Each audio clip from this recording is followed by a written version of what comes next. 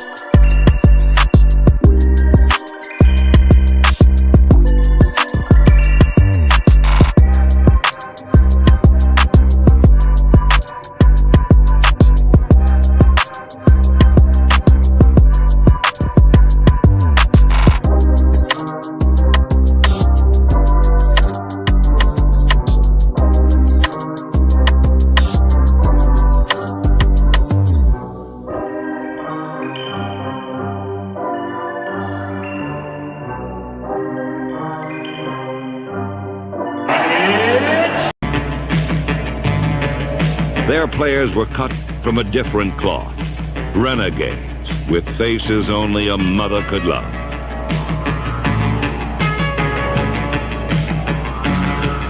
The Raiders cultivated, then reveled in their ominous image.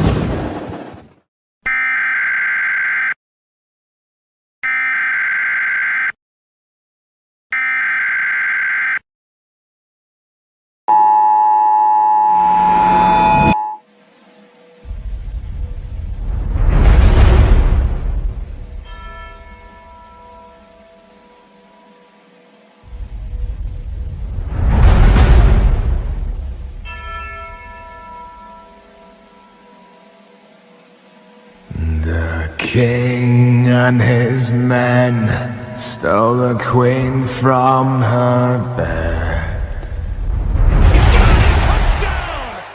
bound her in her bones. The seas be ours, and by the power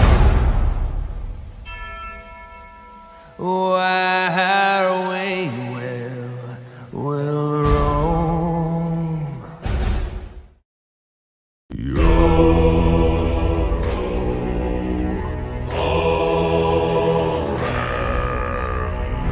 Hoist the colors high,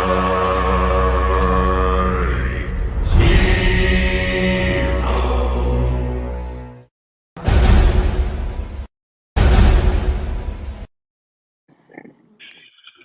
Salute Raider Nation. Appreciate y'all showing up here on a Friday night. Salute to the chat. Salute to the mods. Salute to everybody here on the panel. Like I always say, man, really do appreciate you guys stopping by. Gonna have a lot of good things to talk about tonight. Salute to the chat, man. Christian, salute to Ben. Salute to John. Salute to obviously Yonder over here, frickin' and Sergio. So hey, I hope you guys have a good night and hopefully you have some good topics. So basically, we're going to start out. Oh, you guys give a shout out if you want. So give a shout out. Shout out to everyone here, man. It's been a ride. It's been a hell of a ride. Yeah, shout out to everyone in the chat. Shout out to people on the panel. Heck yeah, and like I always say, man, give everybody a follow. You know, Sergio has his Instagram page, Raider Stats, man. Great page, great information. Always say, man, he always puts a lot of work into it, a lot of details. So make sure to go to his page, give him a follow if you ain't given him a follow already. I'd really appreciate it. Yonder has multiple Instagram, TikTok, or I don't know if he has TikTok anymore, but he might have. I have a TikTok now. I just don't post on it anymore. I literally deleted my old TikTok and made another one because my birth sister have one. So I was like, okay, I'll just follow her, follow you guys on there, and that's it. Outside of that, like I say, they'll be dropping in the Nightbot. YouTube though, so that's in the chat, they'll see the Nightbots, man. They'll have all the chat links inside there of all kind of YouTubers, everybody outside here that we follow or support. So, like I say, give anybody that you want to follow. There's Discord there for DSR. More than welcome to follow it. Outside of that, we'll just get into it. So basically, we'll start out the night with can we beat the Dolphins? So basically, coming up in this game, it's gonna be a pretty tough game, man. This is gonna be pretty tough. This is gonna be where I think where AP and the team actually show just how much they'll run through a wall for Coach in reality. You know, I like the Jack Jones pickup, depending on if he's gonna play or not. You know, I have read reports that Amik was out there playing today, so the odds are he'll probably be out there playing this week. Strike Vader, man, that's another guy. He's a really good guy, man. Got a lot of info. Follow him on Facebook. He does like right now he's doing the Madden simulations. Pretty sweet, dude. So like I say, go on Facebook. That's his name right there. Just give him a follow, man. Pretty good dude. Outside of that, like I was saying, frickin' this game right here is going to be pretty tough because the Dolphins are a pretty inconsistent team throughout the year, dude. It's like I've said about the Broncos, the Chiefs. Everybody just seems like they're in this whirlwind this year for some reason. Yeah, this year But has been a weird year of Yeah, inconsistency for every team. that's it does, interesting. man.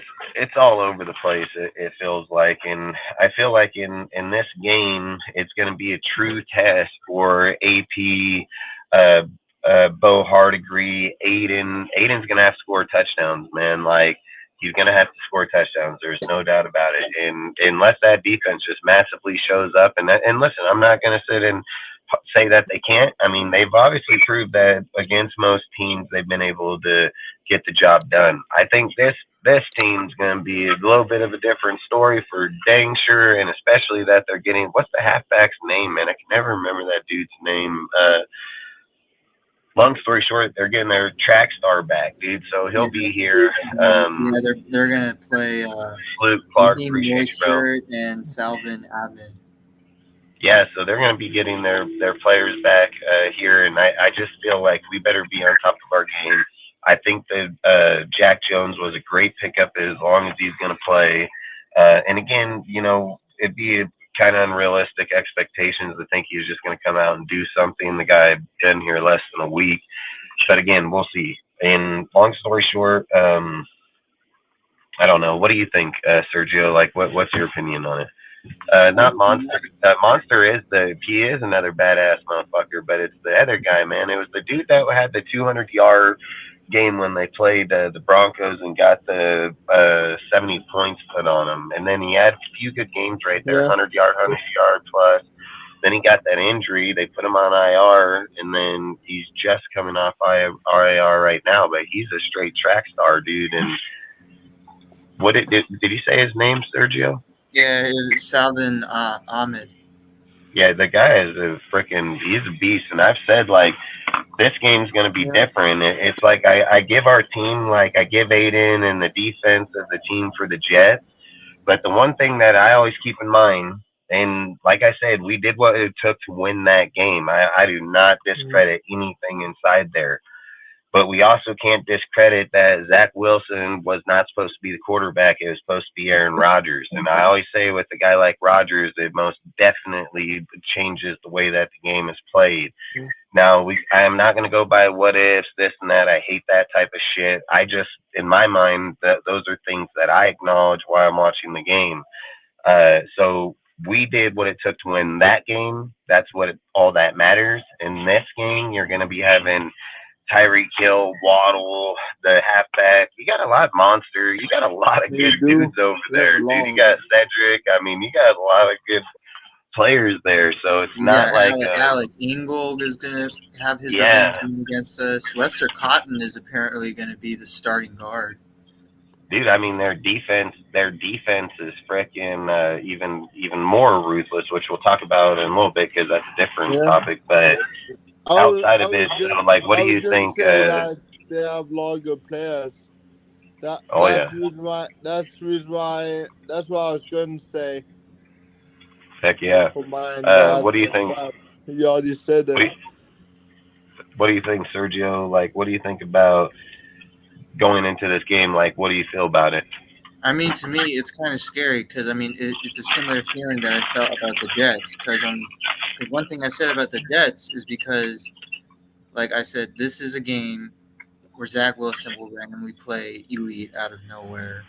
And, like, after everyone was clowning him and the head coach just straight up said, "I plead the fifth," and, like, the whole locker room doesn't like him. Like, this is the game where he's just going to stomp us because when has that not happened?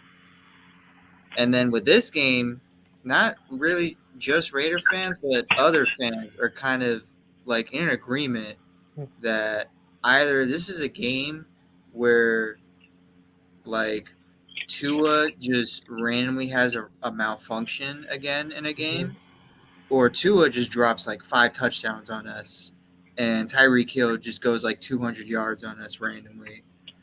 So it's kind of like the game that we're going to, like, either of those two games we're going to experiencing. There could be the third option where it's a close on either side. I mean, it's scary because I mean, this is literally the fastest offense in the NFL because now both the running backs are back. The receivers alone are the fastest group of receivers. And then with the defense is going to be tough to go through with our I mean, basically, it's a young offense, the young offensive play caller and the quarterback. And not only that, but like kind of like you said, Dustin, like we're gonna need to like score touchdowns. Like this isn't where we're gonna have to be like, yeah, let's just like no, like you. The main objective in this game should be score touchdowns no matter what, even if it's like a fourth down situation. Like you just need to go for it at a certain point because you know for a fact that this team, if we're in a situation where this team is going to be at 100% in this game, like consistent, you just gotta try to score a touchdown no matter what. Like because if you don't do that, then we're going to lose this game by at least 2 to 3 scores. And I think when you have a guy like Tyreek Hill, dude, it was like a few years back when everybody's getting ready to go to the playoffs. There was just a few seconds, literally just a few seconds left on the clock, and this fool takes it all the way down to go and win the game. You know what I mean? Like, this is a team that you can't sleep on. This is a team where, look, I'll be honest about this. I don't think this win here is as big as what Salute Dark. Appreciate you, bro. I don't think we technically have to win this game, and this is something else that I'm gonna talk about because this is something about AP, which we'll talk about in a second. But I don't think this is such a big game like where people are like, "Oh, we have to win this." I don't think we have to. I think this is a good game to judge our team on, which what I really think that's what we should do because I think this game could go hardcore either which way. It could be we hold them down, dude, because the defense is playing that well. If Aiden's not scoring touchdowns, dude, it's going to be hard to beat these guys. He can get downfield all he wants, dude, but I've said it. If you go back and look in the NFL record books, I think it's LaDainian Tomlinson that holds the record for season touchdowns, and I think it's like 22 or 22 plus. So you're not going to be winning games, going to Super Bowls and shit like that. You got to have quarterbacks score touchdowns too. And I've said over this next span of games, because it is a hard schedule right here, and this is kind of going to show on who Bo Hardigree is too. Because if we don't pay attention to where the real problem can be, people are going to say it's a quarterback. And look, I get people would love to blame him for that. But you have to put where the real facts would be. It's going to be at Bo Hardigree because Bo Hardigree has never been put in that position. He's not the play caller. Like, and look, it's good if he makes it. If he doesn't, it is what it is. Like, I'm not saying nothing bad about the guy. I'm just saying the reality is Aiden's played in high-class games, dude, and put up good points and numbers, dude, and touchdowns. And, like, when you're going into these points, I get this type of shit. You're going to have to learn just like anybody else. And a guy that plays good in college doesn't mean he's going to play good in the NFL. I get those points. But I also think, like, if you're looking into this next span of 7 games, dude, and you're looking at something like if this guy can go, 8 to 10 touchdowns, like I'd be all right with it just because Hardigree is trying to learn his coaching. Aiden's going to do it. But in reality, that kind of shit's not going to win, throughout a season. And if we're winning games, like with only him scoring a touchdown, I've said it. What's the difference of Jimmy G then? What's the difference, Jimmy G? Jimmy G does the same fucking thing, and I'd be willing to bet any kind of money I own if we were to pull Aiden up out of this motherfucker and let them call the plays under Jimmy, we'd have the same damn result if that's the case. And that's the problem that I don't want to have is that if we're winning games by a touchdown or so, great. I have no issue with that. But with this type of offense, man, and the type of quarterback we could have there, or even if Aiden gets the time and develops in it, great. But I'm just saying you can't waste those type of moments with those type of players. So for me, again, I've said in that Jets game in the pregame live that I wanted to see Aiden step up in this type of game. I wanted to see him score more than, 16. I said I want to be about 24 points just so I can be like, hey, he's seen it.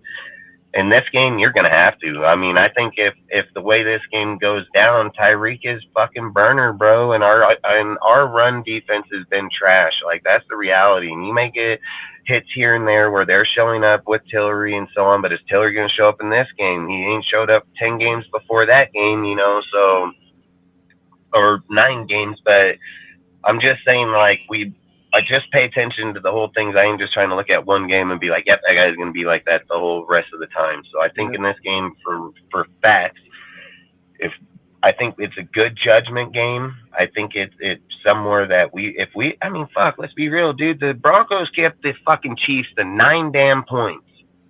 We fucking played in the Broncos 16-17. Fucking, then the fucking, oh, fucking, god damn it, I just read that message that just got sent.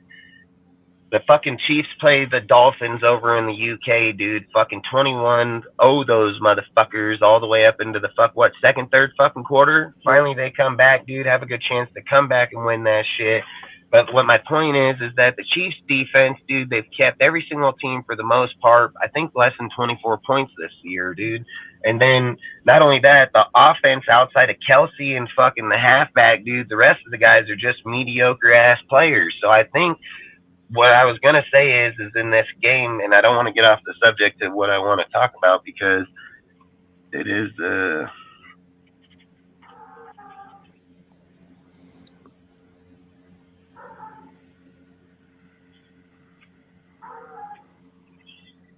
I just think, like I said, in this game, I think in this game, if if Jack Jones gets a play inside here, dude, and fucking Bennett starts to show up, dude, because he is, man. The kid's a good player, dude, and obviously since they've gotten rid of Josh, we've obviously I've said it. I am a man. I'll eat crow, dude. Like, I don't have issues in fucking being wrong in certain things, and I've even said, like, the more I keep seeing more and more things come along, it's like, hey, this fucking dude he has to sabotage shit, dude. Just like the way he suffocates people, dude, it's like the way I feel sometimes my woman does me, like I get that shit, like I'm a fucking true person, but I think it sucks when when you're getting paid millions of dollars to coach a fucking game everybody grew up loving, dude, and then you're fucking making it that bad on people. And the things that I say about Pierce, dude, where I think I was talking about in the beginning, where I say, like, hey, Pierce doesn't come with a playbook, dude, so it's kind of hard to be able to just be like, hey, go be the head coach, because there's a lot of spots there that you're lacking. But the things that I've noticed over the last few weeks, and listen, I'm not going to still say that he's qualified to be there. I'm gonna say it gives him more credibility to be there, because the things that I've already noticed is like his player accountability, how he goes to people and adapts to them and fucking talks to them and builds them up. Dudes can be on him. It's like, don't be on. Let's go, bro. We got this shit. Like, let's get this shit going. Like, those type of mentalities, that type of energy is what builds great fucking teams. Like, the thing that I watched about Josh, dude, and like sometimes I think I like even myself, because I've studied the sport and played it for so long, that certain people, when you watch them just stand there and fucking blind away from people, it's just they're in their zone, dude. It's like some people get in those type of mentalities. But then, like, listening to Gronk on that girl show that was on the Good Morning Football show, and listening to them talk, dude, and how he's talking about it now, and he was like, look, dude, Josh has an OC for New England. He had great energy, good person. He had whole different guy. He's like, when Josh over here in the Raiders, he's like, he fucking was not the same dude. He's like, you get a whole like, you can tell, like, he was stressed or things of these. And I think people handle stress or outside type of shit differently, because some people box themselves out and they don't want to hear outside noise and they just want to do what they do. And it could be that it's that, or he just straight fucking sucks or sabotaged our team. I'm going more with, like, he sabotaged our team. Like, I'm not even going to fucking lie, because AP got this team, that players' energy just playing massively. And people keep talking about Jack Jones, like this dude's going to go out and shoot some motherfucker out here on the deal. Listen, we're in 2023. Everybody carries guns these days, dude. Like, him carrying them to the airport and shit, stupid ass. But that's his fucking dumbass problem. But for the fact of anybody to carry a gun, I mean, don't get me wrong. I carry guns with me all the time. You don't know some stupid ass motherfucker gonna be over here trying to shoot at somebody. Like, I ain't fucking I'm not going out like that. Like, that's straight fucking fact. Dude, like, start shooting back on a motherfucker, he probably gonna be liable to run. Like, I got kids. I ain't doing that. So for him to have that, or him to be late on curfew in Germany, or fuck that. I don't give a fuck. He probably the first time he's ever been over there, dude. It's probably the fucking last time or in years. Like, I don't have issues with those type of things. I have an issue. It's kind of like how the locker room. I said when You people know, brought up the son? issue with the locker room, I said that's the players' room. So I give a fuck what they do in there. The first thing I said was when you go to the classroom or you go to the field, that's fucking coach's room, man. Like you better fucking be there to pay attention. So if the guy is at the late on curfew shows up and plays ball, like I don't think there should be an issue, and that's just my opinion. But what were you gonna say, Seth? Oh, I was gonna say I don't have a gun, but there is a gun in my household, and it's not mine. No, I always say I'm not telling everybody. I'm not telling anybody. Okay, like I I ain't telling know. anybody to go buy no fucking guns. So I'm just I saying I'm know a you grown ass are. year old dude. I buy my own fucking guns, and nobody gonna tell Yeah. me otherwise. So I'm gonna And just say right here on this show. I've been thinking about getting one though. Yeah, I just think, like I said, in the gist of who the player is and what he's doing, I think like I've said with AP or something. I get if you were probably bringing in McDaniels or things of this, and you were saying that you're going to get the development out of them or the player out of them, I would probably call bullshit on it just because of what's happened. But when you look at AP, when he gets fucking Jackson and Jalen Smith. Jalen Smith came in on a fucking short week and played in 2 tackles and played a good game. Like now, I just want to see what this kid can fucking do out on the field, and I want him to push Amik, and I want him to push fucking Bennett over there, dude, and make fuck. I want to see, dude. The kid is a good player, man. I mean, his first year was a really good year. Just whatever's happened over this year, I mean, that people change. I'm not gonna lie, so I'm not gonna speak on the kid. I don't know him like that. So, long story short, but what do you think, Sergio? What do you feel? How do you feel about it? I mean, yeah, I mean, basically, when it comes to the players and like how everything's going, like even with Jack Jones, like I'll even say that, like I'll take it further. I don't want to put like all blame in Jack Jones' situation on him because whatever's going on with New England, like New England is literally falling apart like a Roman Empire. Like it's all chaos right now.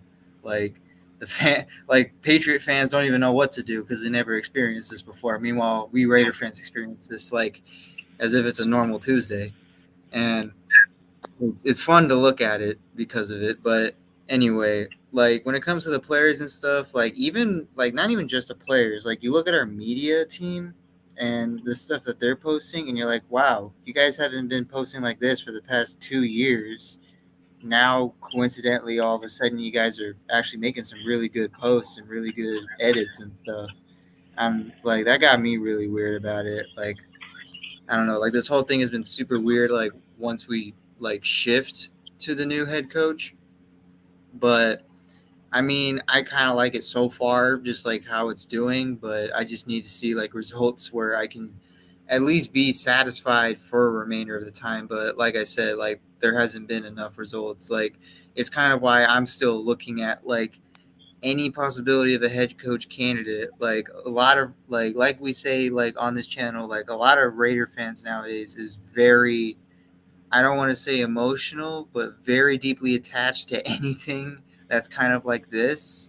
Um, because like on my deal, like I've been still posting like head coach candidates, both offensive, defensive minded, and they can be good candidates, they can be bad candidates, but they're just the top candidates that I think Mark would look out to, or I think that would be good for this team specifically.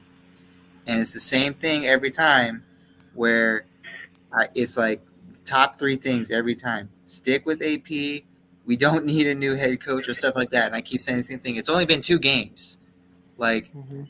it's only been 2 games, guys. And if we're going to be honest, as much as I feel like, wow, this feels like a different team than like the last, like, I'll say 5 games, it was the Giants. And it was very impressive at a few moments against the Jets defense, but they had Zach Wilson as the quarterback. Right now, we're going against the Dolphins, and their O line is very injured, but all their weapons are there, and they can beat us by just doing a yards after catch. Like Tua can just throw screens all day to either Tyreek or anyone else, Waddle, whoever, and those guys can just use their speed and just take it to the house if they wanted to, because our defense still kind of is like inconsistent with tackling. And then And then when it comes to that, like it's kind of just like how the feeling is like now, like how the feeling is now stuff. It like I don't know. It's super. It's a weird moment that we are right now in here, and I just really want Sunday to pass over. We either we win or lose, because I feel like either we win or lose, we'll get a better feeling in what where we are right now with like coaching and like evaluation wise exactly. Because I mean, I said it to myself personally, like Salute, Remus. if, if like we win this game, then we're like 6-5, and depending how every other game results in, there could be just one or two games that would make us a seventh or sixth seed. I don't know. And then that would get me scared because I'm like, all right, are we doing a playoff push or are we literally screwing ourselves again in like a draft spot? Like like it's like all the things that you're thinking about at once. Like there's so many Yeah, things you have because to this think. game, hey, everybody right now is up to 5-5, dude, and 5-4. Like we're literally just a fucking game away from popping up in that 7 spot, 6 fucking spot. So it can most definitely change real fast. And I think it's something like you said a minute ago that I just feel like people need to pay attention to. I don't think anybody listen, this is something that we need to look at our facts, all right? I always say facts is what needs to be talked about the most when we analyze sports or team or people or things of these facts. Like when Josh left and AP took over, the energy in the team obviously was massively different. The thing that people got to notice out of that is that it was the fucking coach. Like literally, it was fucking Josh, like suffocating the fucking team, the energy, who these people were. AP just let them be who they are. If you have another coach that allows that same energy, you're gonna still end up with the same result. So all I'm saying is don't be blind to why it happened. That's all I say. And AP does deserve a fair fucking evaluation in here, and that's something we'll talk about here shortly. And listen, he's gonna get a fair one. And I know how people have been talking about him and how people think like, hey, this dude's got to win out. He has to win a playoff game and this and that. And I've even spoke on this, but I do have a different view of it because I have analyzed it a lot more. And sometimes I really do hate speaking on things before I can do that. But long story short is that in this fucking game, I'm telling you, it's gonna tell the true colors of who we are. Goofy over there, he's fucking good play caller, man. And when he's on this game, we don't want this to be no 70 fucking point lacking because if it's a 70 point smacking against us, how fast is Raider Nation gonna really turn on AP? Like that's a real fucking and listen, that's a real fucking threat, dude. It's not something that somebody's like, oh, it can't happen. It's a real fucking threat that it can happen. So you just have to make sure that we don't lose the energy, that we do fight every fucking down for 60 minutes, not fucking 45, not 55, not 53, not 57, not fucking 38, fucking 60, and maybe even fucking 70 or fucking plus minutes. Like, we need to fight the whole fucking game. That's what's going to keep these guys, that's what's going to slow them down. It's something like Sergio just said here a few minutes ago about, yeah, they may be hurt on the line, but they have every playmaker, dude. And Tyreek is a fucking burner, and so is Jalen Waddle. There's no arguing that. Monster's a fucking burner. Their backup halfback a burner, dude. Like, these dudes are not no slouch, motherfucker. Isn't Cedric Wilson on that team? Is he not on that team? I'm pretty sure it's Jeff Wilson. Is it? Well, I think what's his name from the Cowboys. I thought he went over there, but I could be wrong on that. But long story short is that I just feel like this team, man, it's gonna show true colors. Cedric Wilson is there. Yeah, it's gonna show true colors. It's gonna show true colors of who our team is. And listen, man, there's nothing wrong if we lose this game. Look, if they're starting out the fucking deal in 2-1, and that's the one we lose, and it's a fucking 24-21 fucking 21-17, if it's something of those factors, that, hey, I'm fine with that. I have no problem with that. It means like, hey, Aiden's probably going to be the defining factor of this. Is can he fucking score touchdowns, dude? Like, I like the kid. I think he has a great fucking, like, I think he's a great person. You got to score touchdowns. You're a quarterback, bro. Like 3 games and 1 touchdown, dude. Like, you're not gonna win every game like that. That shit I harp on Jimmy about, dude, having a 12-4 record or 12-2 record with no touchdown scored in the game, and that shit you have to pay attention to because it is not gonna last long doing that shit. And then we're gonna be right here saying, "Oh, put Jimmy fucking in there." So, hey, I'm just saying, like, Bo needs to fucking scheme to get this dude in the end zone. Our players need to get their chemistry together and get into the end zone. This is a game you're going to have to most definitely show it if you're going to try to make a playoff push. Because, look, if you can go in here and compete good against these people, I've already said this is going to be a team you're probably going to see in the fucking playoffs. So you better fucking pay attention to it now. And there's nothing wrong with losing the game. There's still enough time here. We would want to win this game. There's no doubt about it. But to lose it, there's still enough time here that we can still make the playoffs, even with the players or teams in front of us. So, like I say, I want to see Aiden in the offense be able to compete pretty good and move this offense down and get into the red zone. I want to see Josh keep playing with the same fucking energy that he's been playing with the last few games because it's going to take him getting over 100 yards and ground and pound that fucking ball. It's most definitely going to take that. Then it's going to be freaking the defense, cornerbacks, and safeties. I mean, Morik's going to have to most definitely show up. And look, Morik's been showing up. So I like how Morik's been playing. But what do you think, Sergio? I mean, that's another thing, too, when it comes to the secondary. Like, it's going to be really scary how this plays out. One thing I really like is the NFL is giving Hobbs some love, rating him as a top 3 nickelback in the league.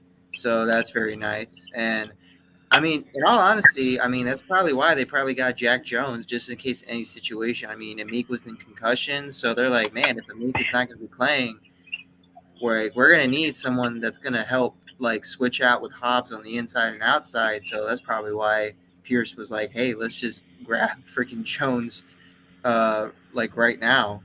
And if Amik's playing, that's still good. And it's really good that we'll get Jack Jones, too, so that we get better rotations. But still, even then, it's going to be scary because we don't know, like, well, we do know. Actually, no. The better way to put it is that we don't know is because we don't know how the secondary is going to play out against the friggin' receivers. Apparently, when it came to the game preview, when quarterbacks target their receivers on outside routes, we're apparently really good at that, apparently. But whenever it's like in the middle of the field, we're really bad at that. So we can't lose to the freaking slants and any cross routes. So maybe that's something they're going to go for, but they always do freaking like just screw it, just toss it in the air, someone's going to catch it type of plays. But I mean, that's kind of how I'm seeing it for the secondary. Like, this is going to be really scary for, like, Graham and play calling because Graham's going to have to figure out, like, holy crap, like, how the heck am I going to stop Tyreek, Waddle, Mostert, Admin, Ingold, like, all at once. Then I got to figure out how to pressure the shit out of Tua, like, because their interior O-line is, like, really injured, so he's going to have to figure out how the linebackers can help the friggin' defensive line while also trying to make sure that the receivers don't beat them in the middle of the field and the running backs. Like, it's going to be scary. Like, when you just think about it all at once, like, the only weak spot is the O-line, but they can make that irrelevant and an irrelevant problem if they just call the right plays. And they got Mike McDaniel, and Mike McDaniel can call the right plays. So they can literally make that problem with the O-line irrelevant if they wanted to. Yeah, and I want to make something clear. Like, Jack Jones isn't no slouch corner, all right? Like, Jack Jones played good enough football that the Patriots were willing to move off J.C. Jackson to play him off of the other fucking, what is it, Jonathan Jones over there? Yeah. So, and this dude had a really good fucking rookie season. Just like I said, there's a lot of things going on with the Patriots. Personally, I don't know what's wrong with this dude. inside of there. And this is something else I want to speak on too. Before the trade deadline, I spoke. I mean, I said this fucking openly 100 fucking times on the show. I said the only way that the fucking team is going to be competitive at the trade deadline is if we traded for a quarterback, a fucking cornerback, and a fucking defensive tackle. I literally said that multiple times. Since the trade deadline, we have changed Jimmy G for fucking Aiden O'Connell. We have now picked that. Listen, for Jack Jones to even make it to us to get him and to still hold him on the second year of his rookie contract and get him for 2 more years under his rookie contract, and to have this type of play caliber, and if AP is really that dude that can get this guy because known him since he's been 13 playing with his son. I've said people like that do bring shit out of different people, dude, and do make people respect them in a whole different level, man. So if AP is who he is, man, and this kid, dude, is a discipline, he's gonna respect AP. I promise you, he will. So if that's the case, I've said if he has player development skills, dude, where he has relationships with people that do have hoodlum problems, kind of like John Gruden did, dude. Gruden had it with everybody, so he didn't have issues like that, dude. So I think when you look at AP and he has that trait, that's a massive trait to have. So to sit here and say after the trade deadline, I've said 2 out of the 3 we've already changed, and this kid right here can most definitely make our defense way stouter. And listen, when you're playing against, he's already played against Miami. I think he's played against them, 3 times already now. So it's not like the kid don't know them or know how to play against them.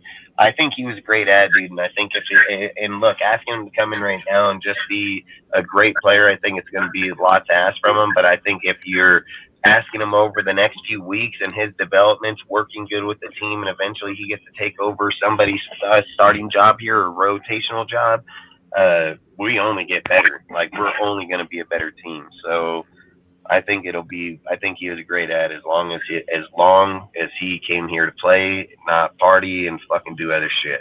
He's a great ad. I think we couldn't even ask for better because we wouldn't even been able to trade for him. So I think it was perfect.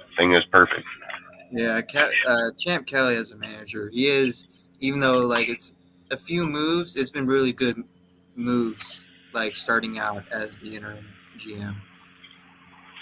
Especially when it comes to like player cuts and player personnel, like the Jacob Johnson, that was a really good one, in my opinion, to do that. Just because how, like, all right, we're gonna the release. Yeah, if all right, we want Jack Jones on this roster, we'll have Jacob. He's probably going to be temporary, and they'll find a way to bring him back. But it was a pretty good switch out because apparently, like, the stat is that Jacobs just does better by himself, rather than having a fullback block for him, apparently. Well, like he gains more yards by himself. So this is what I would say about Johnson. Johnson is a fucking waller, all right? That's what Johnson is. Johnson's a fucking waller because they know he's not going to catch the fucking ball, and they know he ain't going to run the fucking ball. So if he's out there, he's going to be blocking some motherfucker. So they know if he's blocking, he's running. So that's why I think people like them give shit all away, dude. That's why I think Gruden had Ingle. You don't know the motherfucker running or blocking, like, or catching, you know, like, there's a big difference in those types of players when you hone in on a side. And this is also something too. I mean, let's be real. I think there's only like 5 teams in the whole NFL that even run a fullback anymore. Everybody is running out a single back just so they can't tell is he run or pass play, you know, like, when you start getting into single back, strong, weak, things like that, dude, and you have those fullbacks out there, dude, it's like indicating what you're doing. I think, like, with the way that the game's going now, that's why they have jumbo tight end sets, because they can bring in another a 6th lineman. You can put a dude like Mayer down in the fullback position and block, dude. I mean, that's where kind of the NFL is heading now, dude. And more times than not, I've even said through the off season, dude, how more teams are even more indicating receiver type halfback role in the halfback position. Yeah, so I think they're calling it the wide back. Yeah, and that's why I just say they're just in a different era of time. All errors in time change all the time, so it's not like just because something was started, that's how it's going to end. You know, people change all the time, and I think in order to stay consistent, and I even said it was a good move.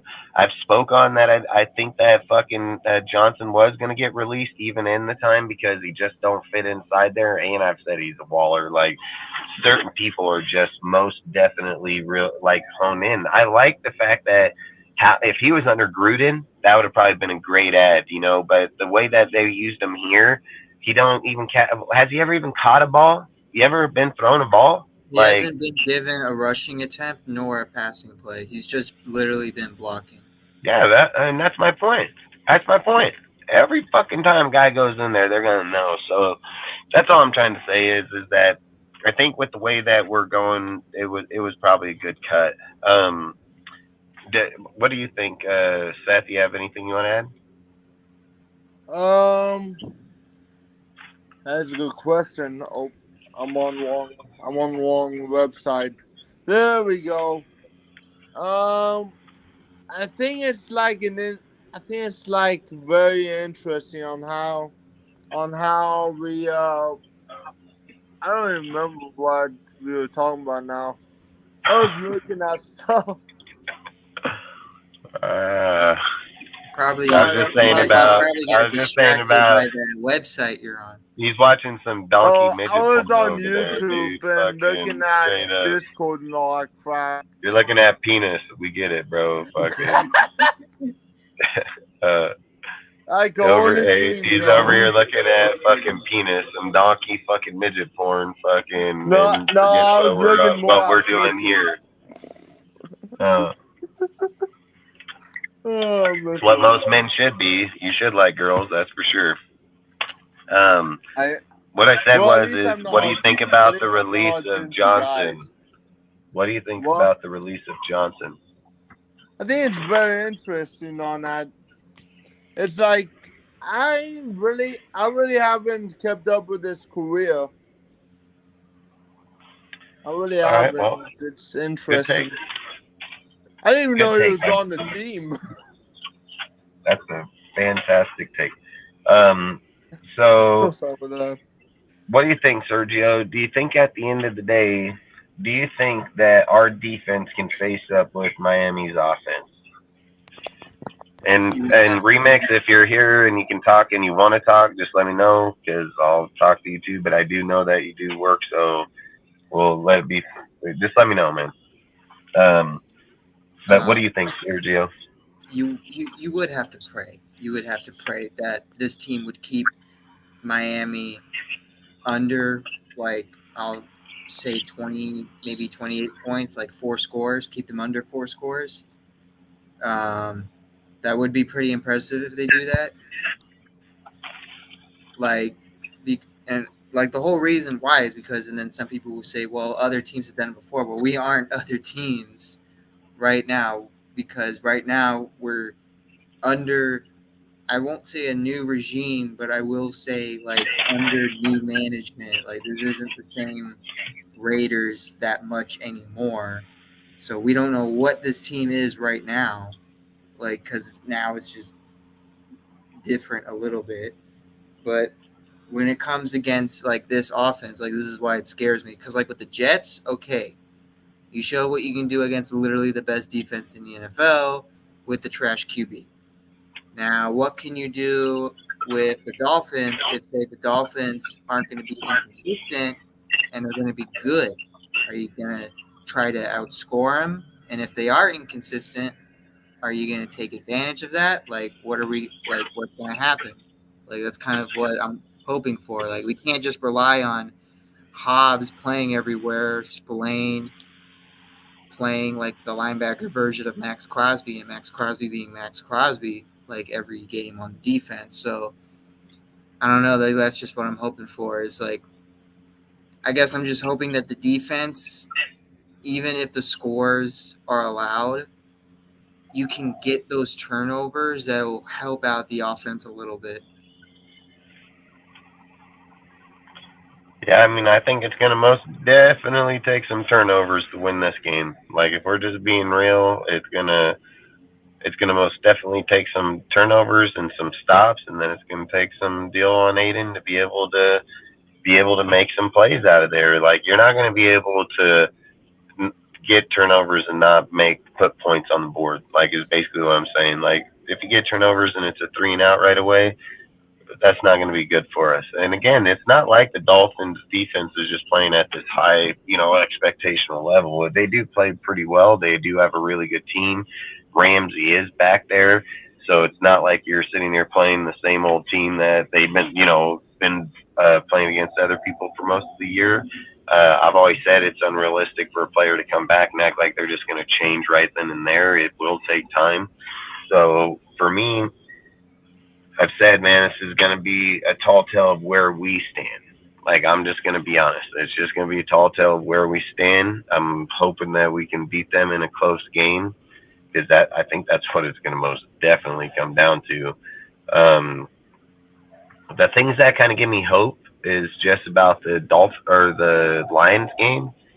So I'm kind of just saying, like, hey, if we were able to kind of hold that team down for as long as we did until they did break loose, I think, like, if AP and them were there, probably would have won that game. Because I don't think the momentum would have picked up like that for them in the second half for the Lions. But outside of it, I do think like I said, it's going to be a good game. I think it'll be a good tale to see where we're at. So, Hmm. uh, yeah. So outside of that, if you don't have anything else to add on it, the other thing I was going to say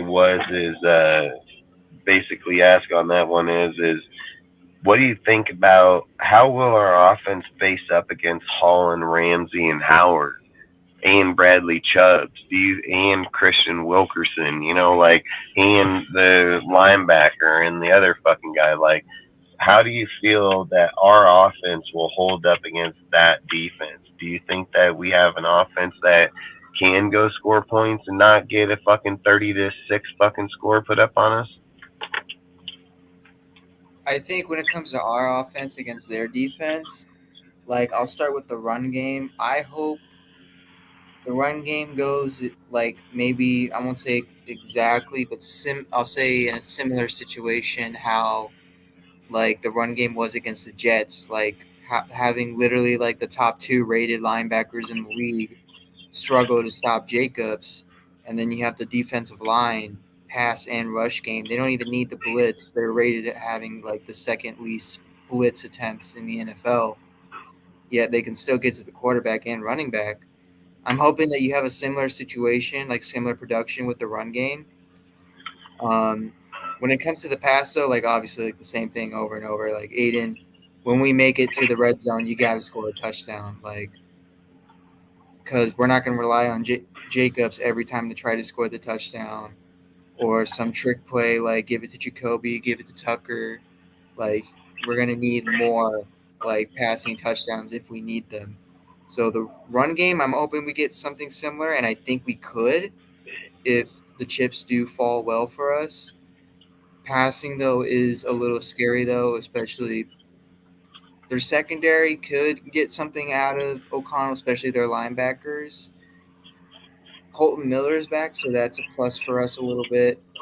But again, like you really gotta play it smart because the one thing, because I said last week I do expect Aiden to throw another interception, and how he threw it was he kept. I'm not gonna blame him because he's a rookie, but don't like. There's got to be games where you got to adapt to the defenses when they're gonna know that you're gonna hone in on someone.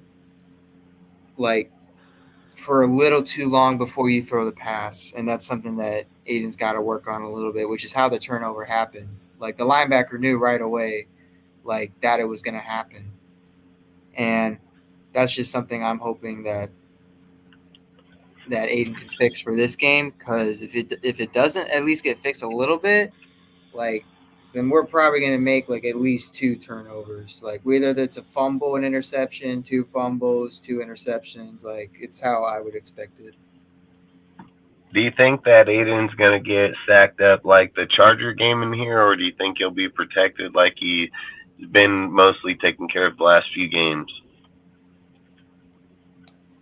I do expect him to get sacked just because I feel like Miami does have a really good depth of these pass rushing linebackers. I do think he'll get sacked once or twice. Do you think that Amik Robinson is going to make a change if he plays in the game? Do you think he adds to the team or takes away from the team playing from the concussion?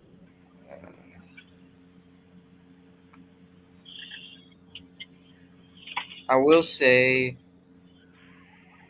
if they keep playing him, like, because the way that they've been playing him is kind of like a little bit how we've been hoping that they would play him, like a little bit in the safety role, but like as a corner.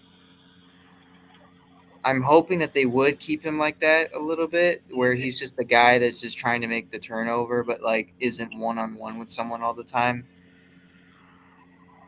But with Amik, I don't know if it would be a difference because I know that Amik is like a dog, like, but again, like there are times when the height's gonna kill you and the speed's gonna kill you because not only are like Waddle and Tyreek fast, but these guys are like strong mofos. So, and they are bigger than Amik. Like, so if it's like a 1v1 jump ball situation, they could, like, no shame to Amik, no hate on Amik, but I got to see him do it first. But I would feel like Waddle or Amik would just freaking do what I think it was Mike Williams or Keenan Allen, just throw Amik into the sideline and catch the ball for a touchdown. That was a Keelan over the top in the end zone last year. Is that the one Yeah, you're talking about? yeah, that's the one I'm talking Frickin' about. So, do you think with the Meek having the concussion and then them trying to bring him back, do you think that they should just let Jack Jones play in this game and see where he's at as a player? I feel like they should. I feel like because I when it comes to the concussions, I do would really like to respect protocols, even if it doesn't favor us. Just because, like, because then if you get that concussion again at like in like a short time span, that isn't going to be good for you, like no matter who you are. And I'm hoping that if they are going to play Meek, I'm hoping that they would just have Jack and Meek like share snaps. That way, Jack can get like like a good start into the team. Like, don't get thrown in to the fire in the new team like right away. Do you think if he does get thrown in there, would it hurt him, or do you think he'll take advantage of it?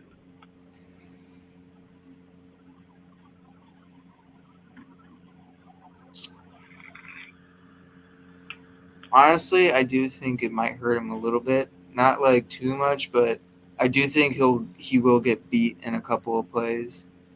But I do think he will make plays at the same time too. It it just sort of depends, like, if this real like with the relationship with AP. That's why I'm saying I don't think it will hurt him that much. Because if it was like other coaches, I would immediately say that yeah, he's probably gonna get burned a lot, but or his head's just not gonna be in the game that much, depending who he's going against. But I do think Jack Jones could hold himself a little while if, say, like he started like the first snap and he has to play every single snap.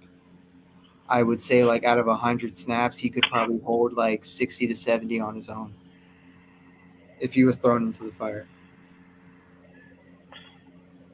Well, like I say, it's going to be a pretty good game, man. The Dolphins game is going to be a pretty good game. There's a lot that's going to tie in this game. There's going to be a lot that's going to go down in this game. So, like I say, I think it's going to be a pretty damn good game. You have anything else you want to add to that or no? No, not really. All right, so moving on to the next deal is that basically it's one that I want to talk about is that the rookies, all of the rookie players. So, do you think it's coincidence that people were talking trash on the way that the rookies were playing or developing under Josh, and then the way that they've started showing up in the last few games? Now, when I say it, Mayor's obviously started showing up way, like, massively. He's blocking, he's picking up plays. He's had a few good games. I mean, Mayor's development's coming along. Bennett getting a second chance, coming out here, starts competing at a pretty good level. Tucker, dude, fucking inside the play scheme a lot more. May not be getting a lot of balls every game, but he's out there running. He's in fucking routes, dude. They're making damn sure they know he's there. Um, Bernie fucking popping up, dude, fucking making pretty damn good plays. He's fast, bro. Like that dude's fast. He pays attention really He's well. a big athletic guy. Yeah, he's really something. Tyreek, dude, showing flashes here and there. Aiden, dude, fucking coming in, being a 2-0 or 2-1 starter.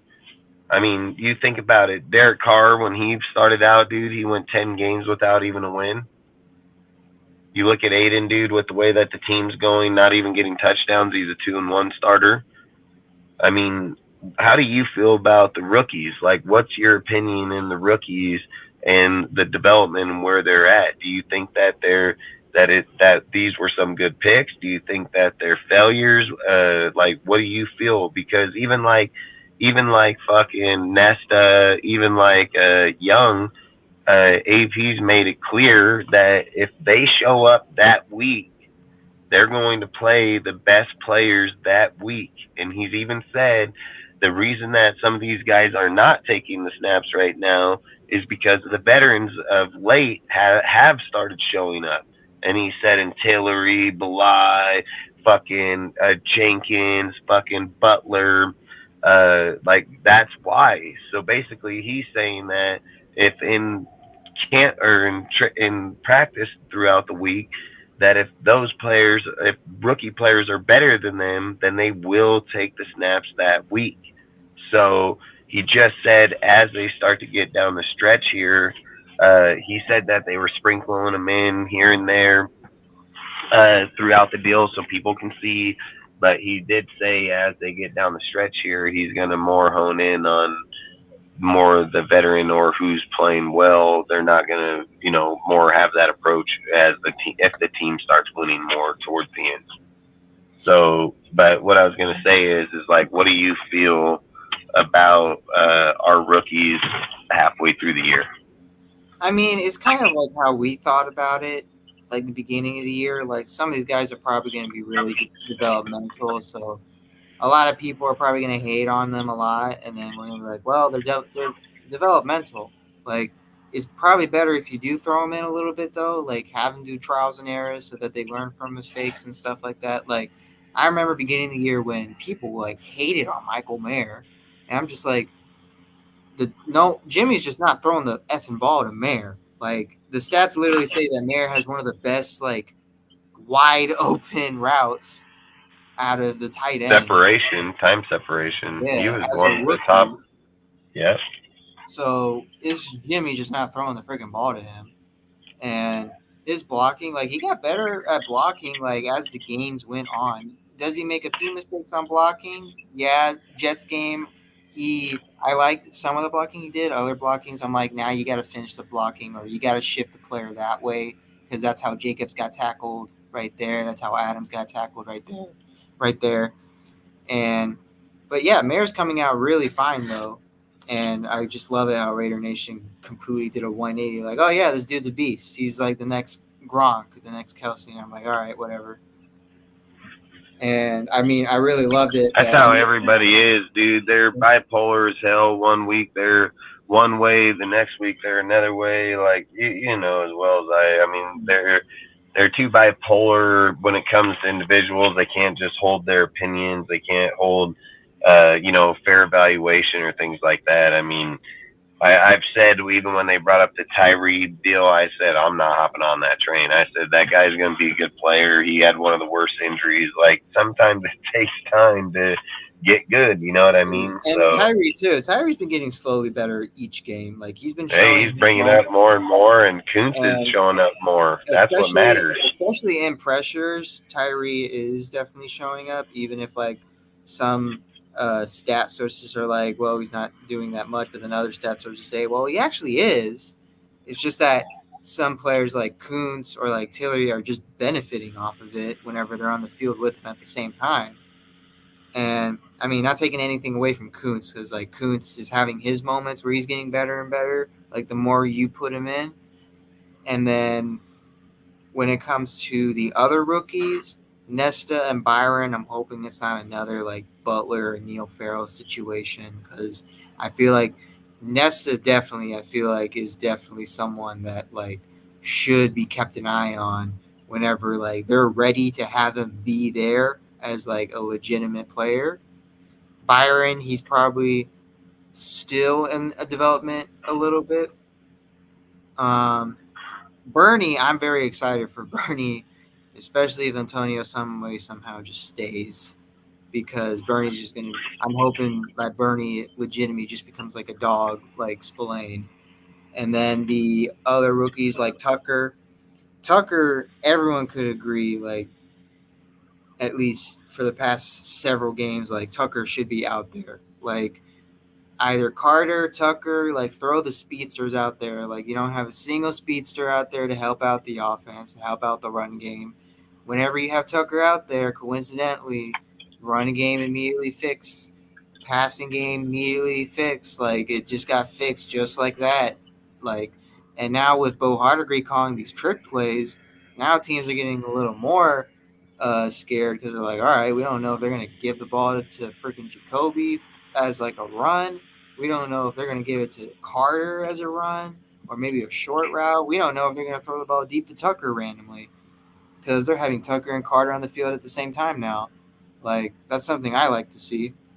And then I remember like in the early of the year, like no one liked the Tucker pick. Like I can admit I felt weird about it, but then I slowly over time agreed. Like yeah, we need a young speedster. I liked it. I brought up the fact right away that time was misleading. I was the one that pointed that shit out right in the when we were watching the film. I was like, yeah, this guy, they're talking mad crazy. I think Ozzy was the one that called it. I think Ozzy. Yeah, Tucker and Wilson were Ozzy's picks. Yeah, so I mean, but I said I knew that that dude was a good pick, and I even said when people were talking about his speed, I was like, nah, that dude's a burner, bro. I'm like, you don't have 4.4 speed and separate from fucking dudes like that. And then that's when I started researching it, and then that's where I found out that they were saying that fool's been clocked at a 4.27 on the field. That in his pro day or in the combine, that he just had 2 bad runs at it in the time.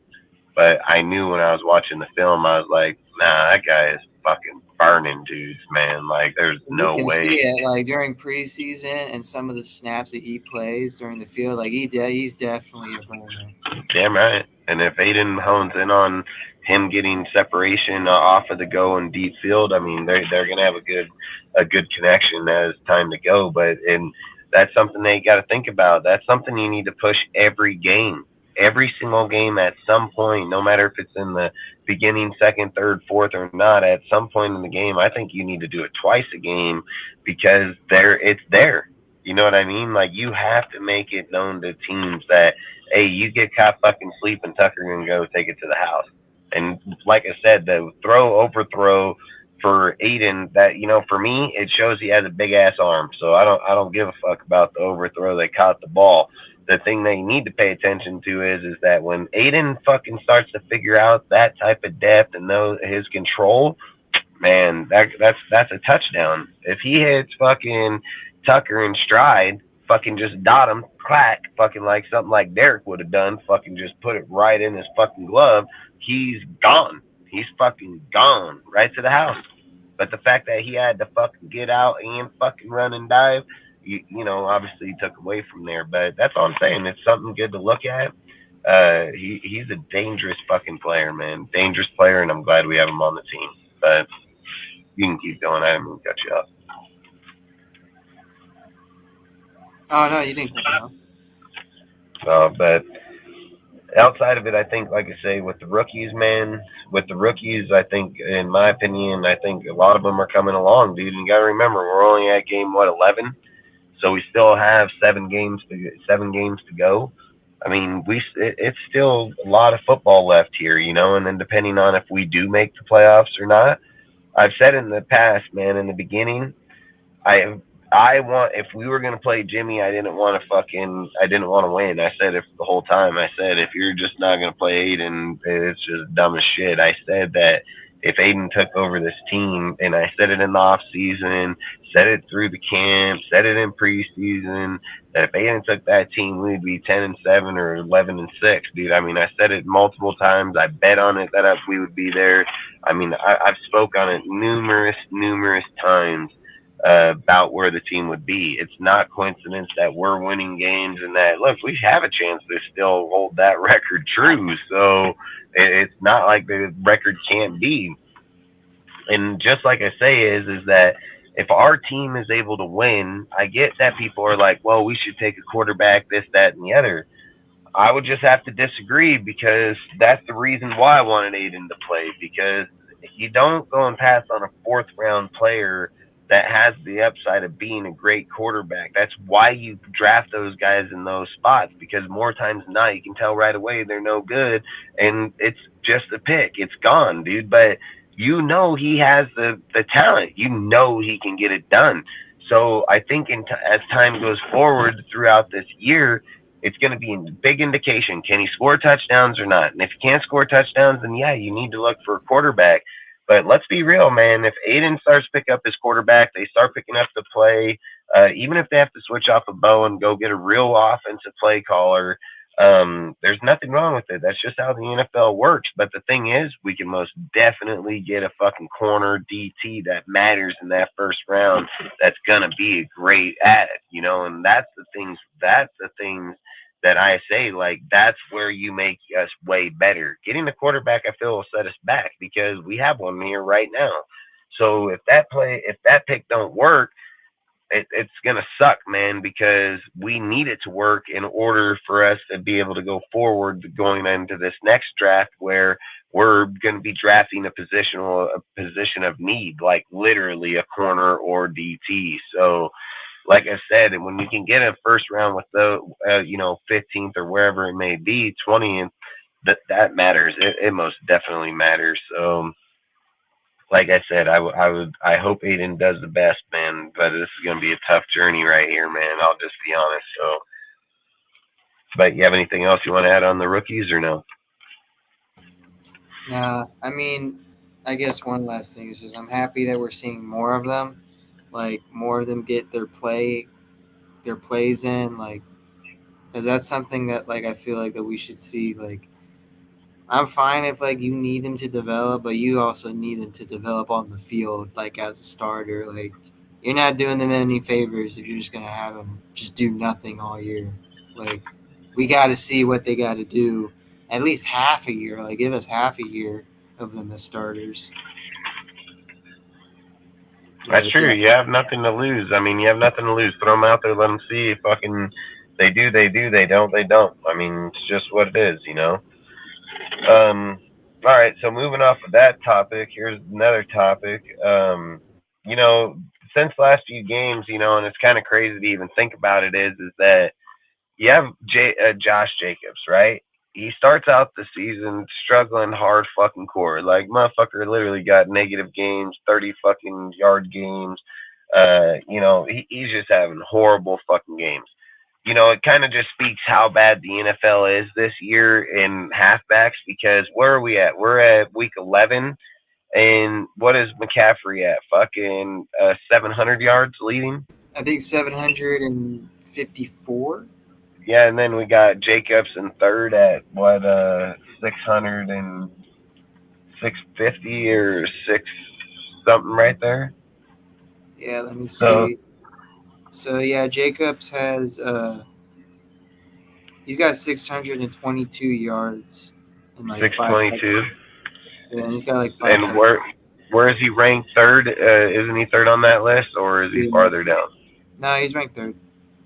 Yeah, so you look at it like this: with how bad he started out the season, where we're sitting at going into week 11. this is a chance that Josh can listen. It's crazy as fuck to even say it, but Josh, if Josh plays good football and keeps playing the way he's been playing, he can most definitely regain his spot in the number one back. I mean, he's not fucking more than 100 yards off. Christian McCaffrey's known to be injury prone. Tennessee ain't been fucking running Henry the way he's been ran in the past years. So there's a lot that can most definitely happen in there. And for Jacobs, at the right damn time to bring up the energy. So I guess what the question is it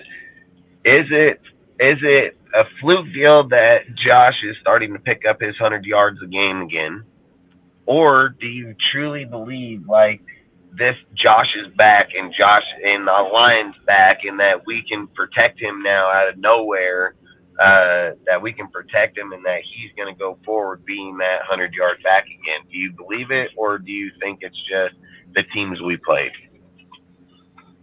I want to say it's the teams that we played, but I mean, looking like how we started out in the year, how it was like the negative 2 yard game, like not even making it past the line of scrimmage. And then there were some games like the Pittsburgh game, he was doing pretty okay. Chargers, he was doing okay. New England, he did a lot better. Detroit, he was pretty good. And then the Giants, he was really good. And then the Jets, he was kind of like phenomenal. It was probably where like something I said and like you said Ludo. at the time.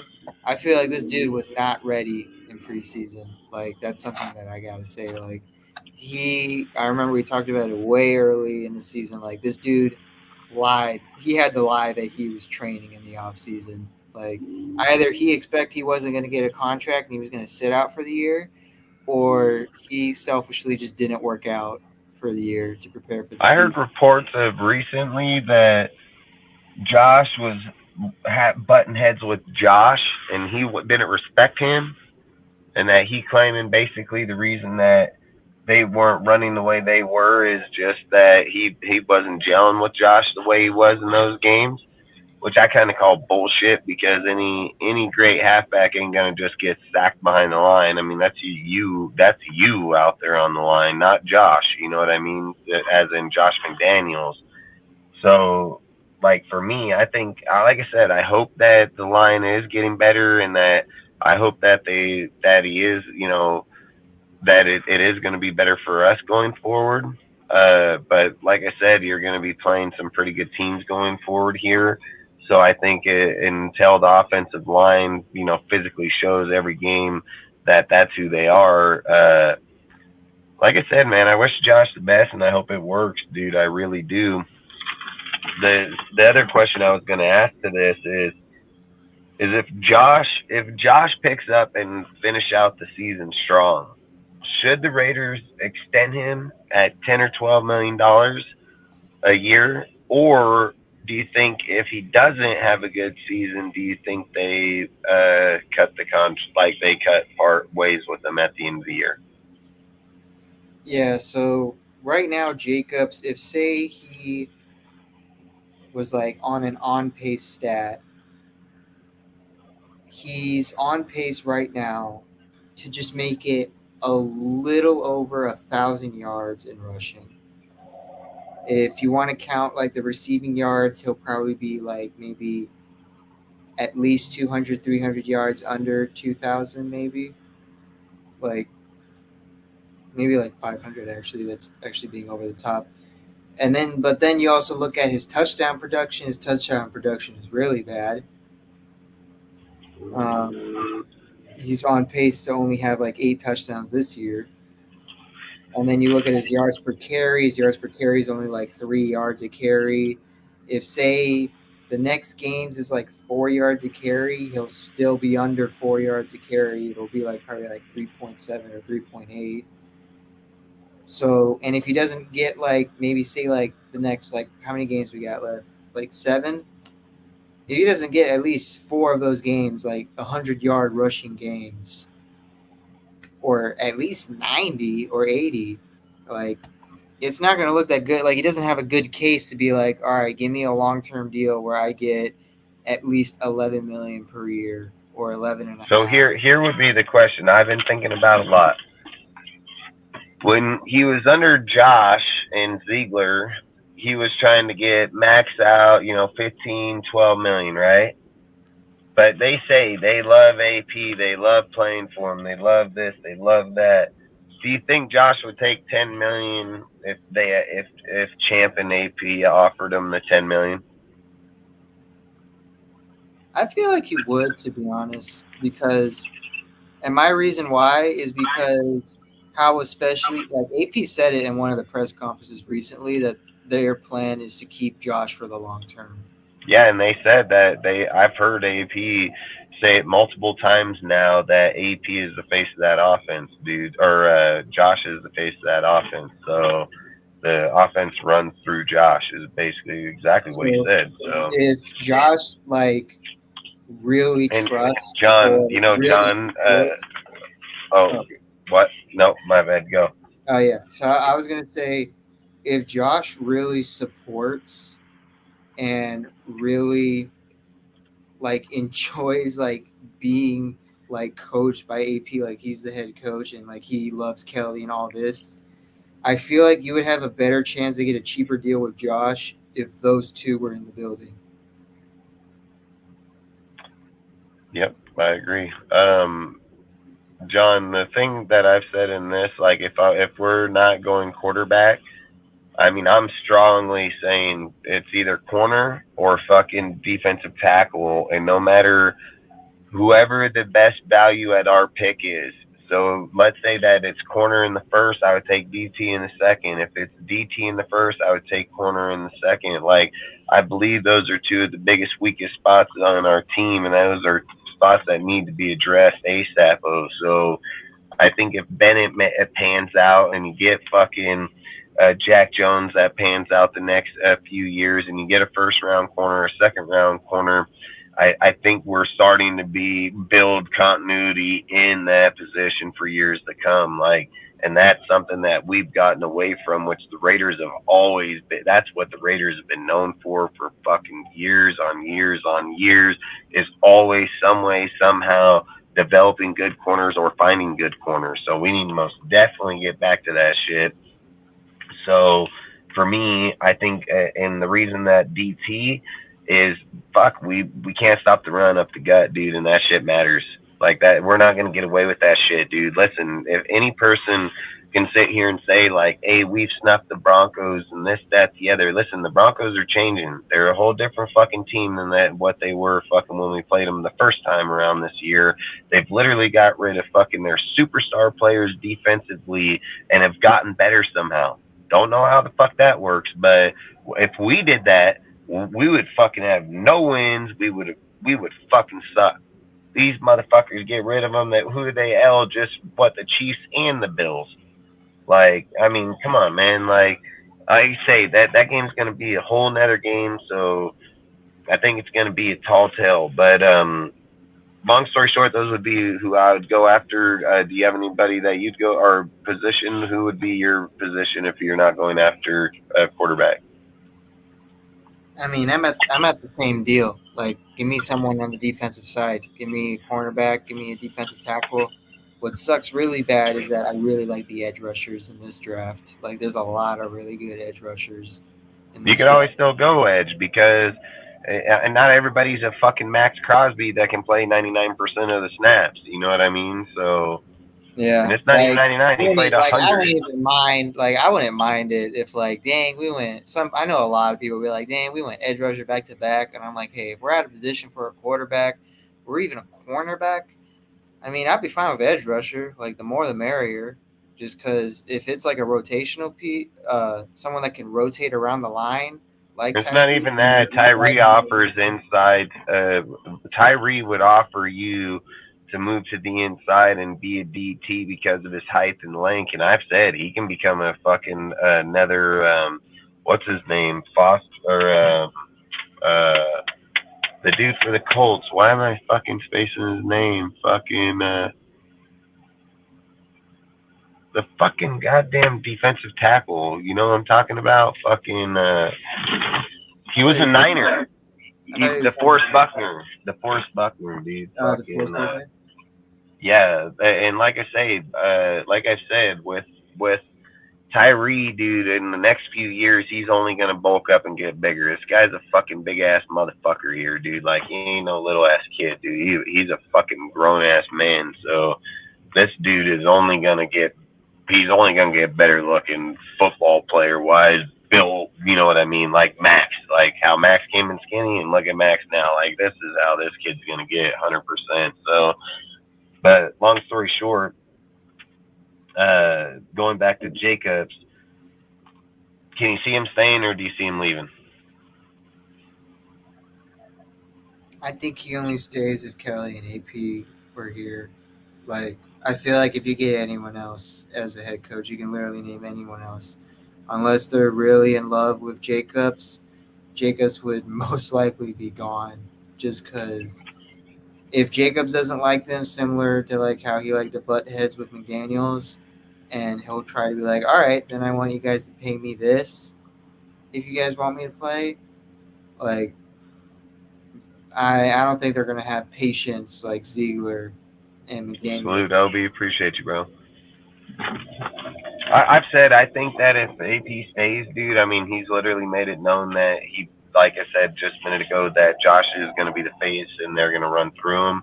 So I do see it. That's why I do see that he could get a 3-4 year deal at $10 million a year for 30-40 million, dude. It put him right at the end of his, like he said in his own mouth, that he only wants to play till his 30s.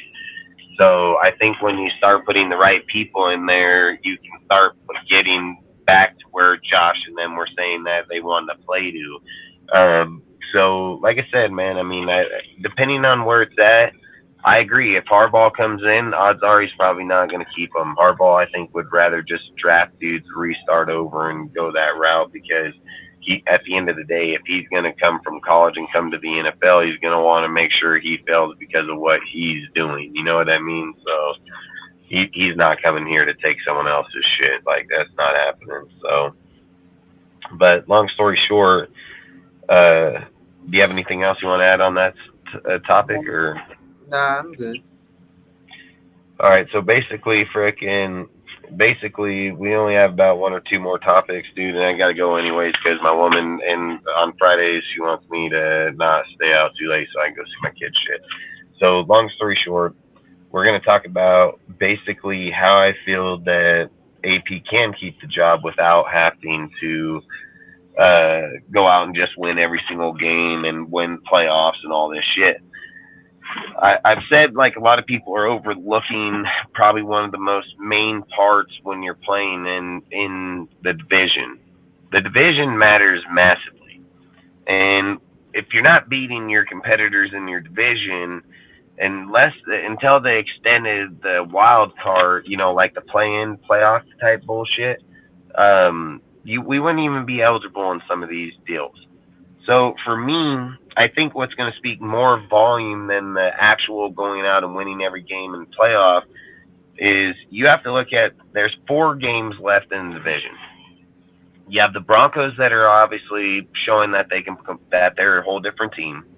You have the Chargers that fucking show they have an offense, but Staley's fucking garbage, so his ass probably going to be the fuck off that team once they don't make the playoffs. Then fucking you have the Chiefs, dude, that are still playing at they have a fucking good record. I think their record's 7-2. They've still beat up good fucking teams. I've just said, like, with the Broncos and shit, it's just kind of hard just to judge on them. That's all. And then so basically what I've been thinking about is that one, we've snuffed out the Broncos for the last few years. So regardless if the Broncos are getting better under Sean or not, we still need to go in there and win that fucking game. We still need to win that game and show that we can snuff them. The Chargers, that's another game, dude, that we split. It's expected of us to win this game against the Chargers. So if we lose that, that's going to be a massive deal. Now, a lot of people keep saying that, well, if we just beat the Chiefs in our house. No, I'm gonna say no. I'm gonna say us beating the Chiefs in our house that's not gonna be enough, because statistics say that over X amount of years, 3, 4 years that 2, 3, I think is we will beat the Chiefs, and it's statistically done for a long time. So it's expected of us to beat the Chiefs here probably this year, if not next. But the difference is there's a huge fucking game that's going to be played on Christmas with us in their I motherfucking don't house. care what anyone says. That The NFL is not letting us win on Christmas. Hey, I'm gonna tell you guys right now, and mark my words.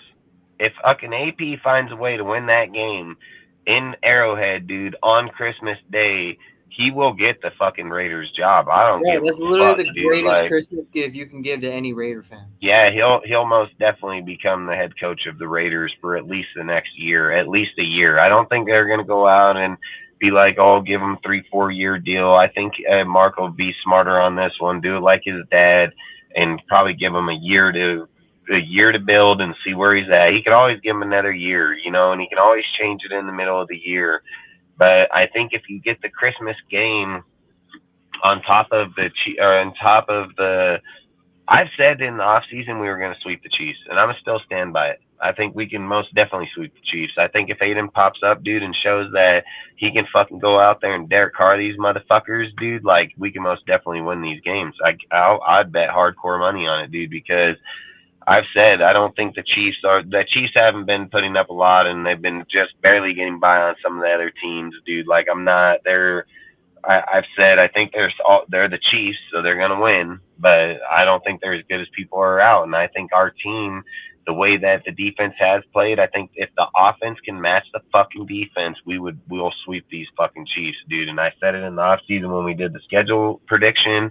I've said like I feel, and I'm not gonna change it because I believe if Aiden starts to come, it's gonna be tough for them to hold on to us. Look. This is why I feel like the Chiefs are not as good as in past.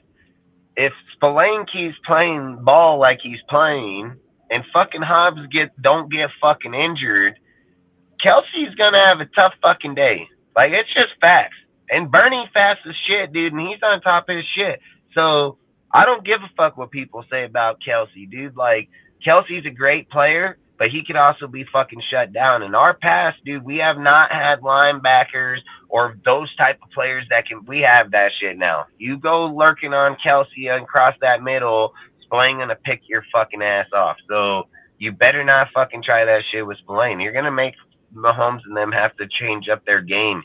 I said Pacheco, however the fuck you say his name, he's the only other guy producing on the fucking team. Their wide receivers are not doing shit.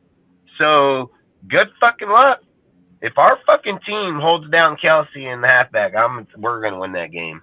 And I said the Chiefs game, the only reason in their house, dude, why it's gonna be tough is because they're gonna fucking cheat for them, dude, and the rest are gonna fucking be pussies, Yeah, that's why. and the crowd's gonna get crazy. But you know what?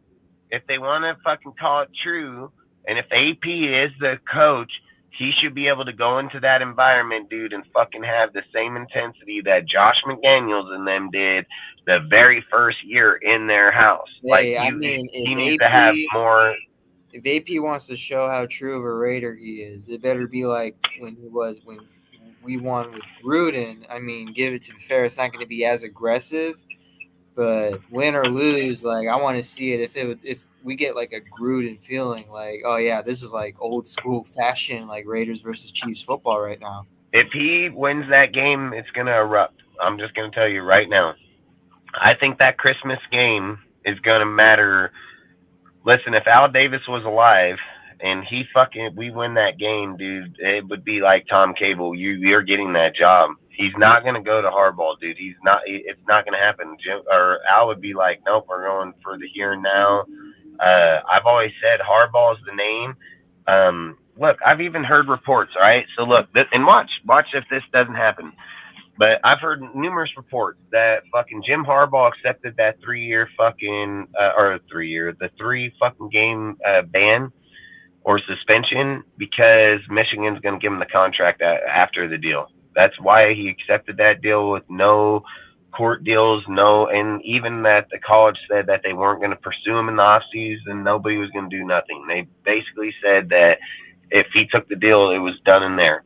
And I've heard reports that Michigan said that if he was to take that deal without going to court with lawyers and all that shit, that they would reinstate the contract that they had in place beforehand. But then I've heard even more reports that it is for real, that Jim Harbaugh wants to leave fucking college because he's tired of the way that fucking he's been treated over there and the way that they keep going.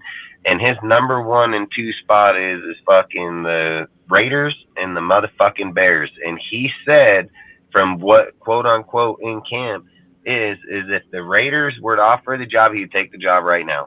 So I've said it even after the Jets game, motherfucking Harbaugh still was a 4-1, 5-1 odd still to take the fucking job. So all I'm saying is watch. This is another thing here now. I just said about a way that he could fucking win it. Now look, I've showed you and told you that he's not going to need to win every fucking game. And I've even said that this game is not as crucial as fucking people want to pan out. This is just engagement, dude. This is to show you right now that if we better be ready by the time we get to the playoffs, if we make the playoffs, this is a team we will face. So you better gauge your team right fucking now and know where you're at. You get 30-3, 30-6, 38-6, 38 fucking 10. Watch how fast Raider Nation be talking how shitty AP is, because that's how counterfeit these motherfuckers are. They'll switch on the guy. They'll talk about, oh, he ain't the guy. He's not the coach. Oh, 2 games ago, you were fucking this guy, the goddamn John Madden of fucking football. And then next fucking thing, they're going to piss right down this fucking dude's throat. I've literally said that he does not need to win this game in order to fucking be like, oh man, I'm going to keep this. It's just a good indication. This is a team we don't face all the time. Have we faced them over the last few years? Yes, but it works in every 4 years, dude. So the odds are in the next few years, we're not even going to see them for the next fucking 3-4 years. So that's how the NFL works. They're not a division team. We're not going to face them every single year. It's 4 years on, 4 years off, dude. That's usually how rotational schedules work. So the ideal is after here, we won't see them for a while for the next few fucking years. So long story short, we'll face them in playoffs. The odds are we will see the Chiefs twice a year every year for the rest of our fucking life in there unless something else changes. So I've said that those games are going to matter more. If AP loses this game, loses the Broncos, loses the Chargers, he ain't the fucking head coach. I don't give a shit what anybody thinks or how they feel or what their emotions feel. I've always said here in DSR, we don't do shit by emotions or feeling, dude. Like, it's not how fucking football is played. It's not a bitch sport. It's a fucking man sport, dude. Like, this is real life shit. When dudes are sitting in an office and get told they're cut, they don't fucking cry. They don't fucking throw themselves down on the field or on the ground and fucking pout. They fucking say, all right, where am I going or what am I doing? That's just part of the fucking game. That's how it's accepted. Only fucking bitches cry that don't play the sport or ever done it in their life. So at the end of the day, man, there's the reality of this is still owned by billionaires, dude, and fucking people. You're like I've always said, you're just rented, dude. It's all you are. You're just rented in the NFL. Not for long, man. That's what it means. So, like I said, here, I think with AP, want to give him a fair chance. But let's be real, man. You're gonna. Even as bad as the Chargers suck defensively, they're still a 30, 40-point offensive fucking team. They literally just had a point game over here with the fucking Lions. What was it, like 40 fucking 1, fucking 39 or some bullshit, like some crazy shit. Like, that was a high fucking scoring game there. You know what I mean? So all I'm saying is, it's not going to be no fucking slouch deal. So I would say to lose the Dolphins, it's not going to matter as long as we can win the other games. We beat the Dolphins, boy, people better start fucking watching out. Like, I don't give a fuck, dude. And if we beat them with Aiden only scoring 1 fucking passing touchdown, oh, man, I mean, the Raiders might be for real. So I'm just going to say straight the fuck up, man. Like, if that happens, I don't even know what I'm going to think. So I want us to win this game. I have us pegged to win this game. I actually picked us to win this game. So I hope we could win this game because I do believe that as long as the linebackers play where they're at, and if fucking Jack Jones gets to play in that team, and they do bench a meat dude to give Jack that time, I think that Tyreek and them are going to be limited, dude. I mean, I truly believe it. Listen. I said I think the better players on our team at the moment in my personal opinion, is Nate Hobbs, motherfucking Bennett. I would play Tyler Hall. I'd find a way to put Tyler Hall's ass on that field every fucking down. Not a doubt in my mind. And then if Jack Jones gets to go out there, he'd be my fourth easily, dude. Like, I'd like a Meek, dude, but Amika is only good in one, here and there. Dude, when Jack Jones played last year in Patriots, he was fucking damn 54% QBR rating in there with fucking 6 pass defense, dude, with fucking 30 solo tackle. Like, the guy ain't no fucking slash player, dude. So I want to see this motherfucker face up with dudes, and especially he's already played these guys. He's in the damn division, bro. So he was in the division. He's played him 3 times. So, like I said, I want to see him, man. Like, in my opinion, I want to see where he is. I want to see what he is because I think he'll be the best. He's going to offer what's best for the team. So that's all in how I feel. So, do you have anything you want to add to it, or?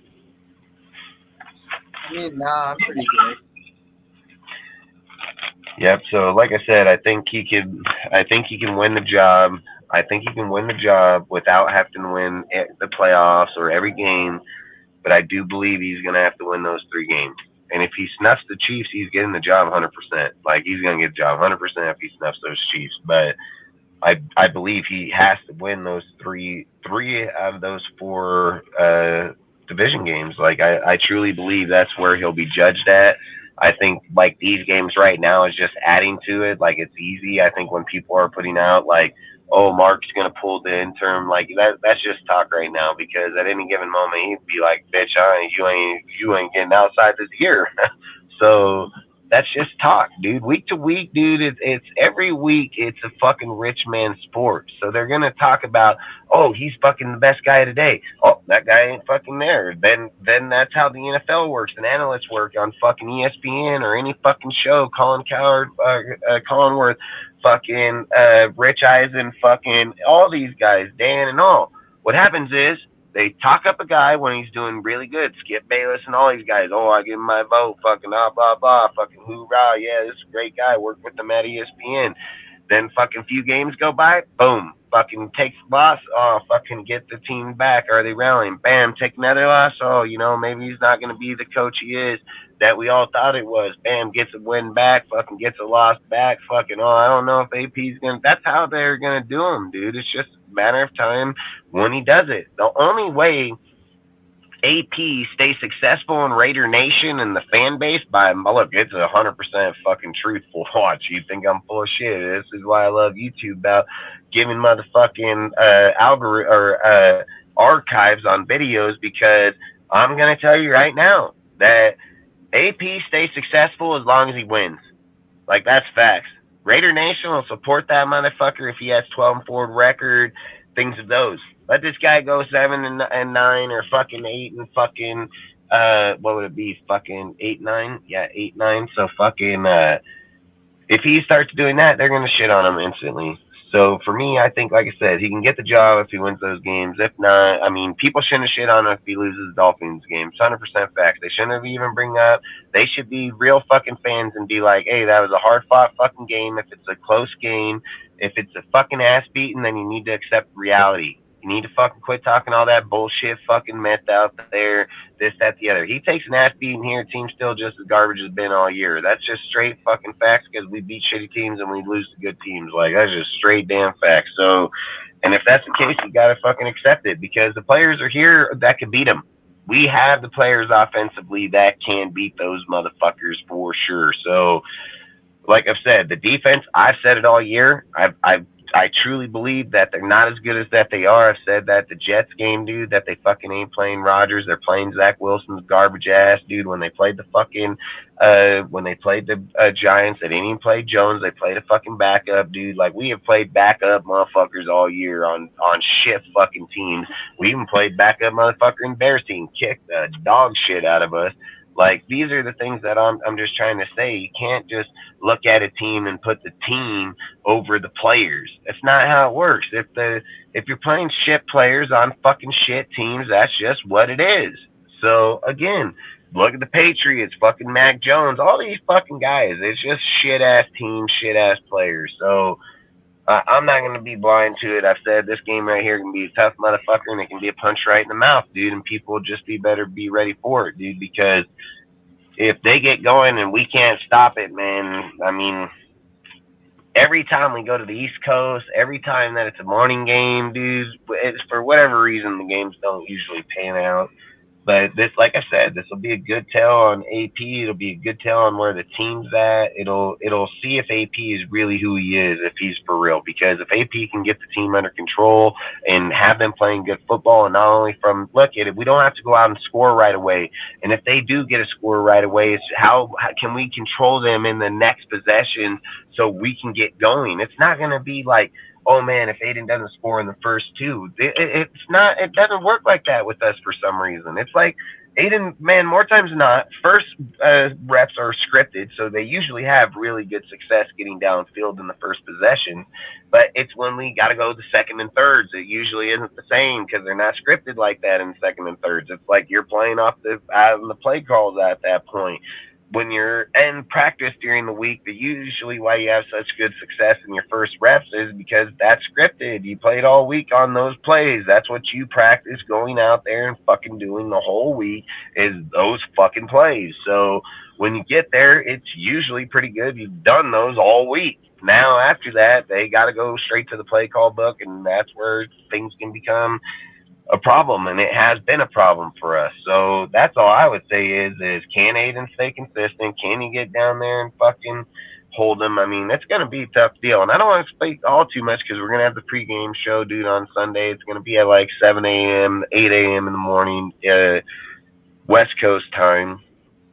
So I don't know if it's going to be 7 or 8. It's going to be one of the two, 100%, but we will do pregame show on Sunday for sure. So like I said, man, there's a lot to go.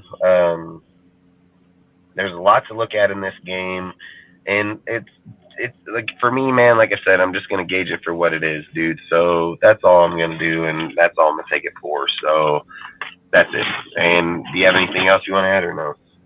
Nah, I'm good. All right. So, like I said, the Jack Jones deal was a great fucking deal. Fucking. The other thing is so this will be probably where we'll leave it at.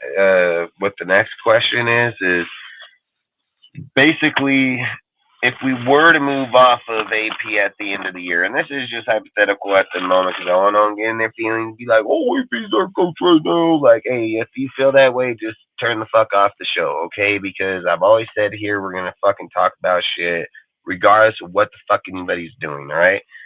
So, long story short, at the end of the day, if motherfucking dude don't pan out and Kelly, do you keep Kelly and move off of AP and look for a guy or is chipping AP a fucking deal just like Ziegler and fucking Josh now? You know what I mean? Like, are they both together? So if one goes, they both go. And then this is the next question. Who would you pick to replace them if you can pick any GM and coach that's out there, college or NFL? Who would be your GM and who would be your coach? That's all good, Al. Don't worry. We have the players, but do we have the... Yeah, John, and that's what I'm worried about a lot, bro. If I'm going to be honest, John, that's the one thing I wrote down in my notepad for the last fucking 3 weeks is that 50 times over. Is we have the players, do we have the play caller? And I even have wrote down and circled multiple times, if Aiden doesn't get in the end zone over these next 7 fucking games, you have to move off Bo Hardegree. You have to, 100%.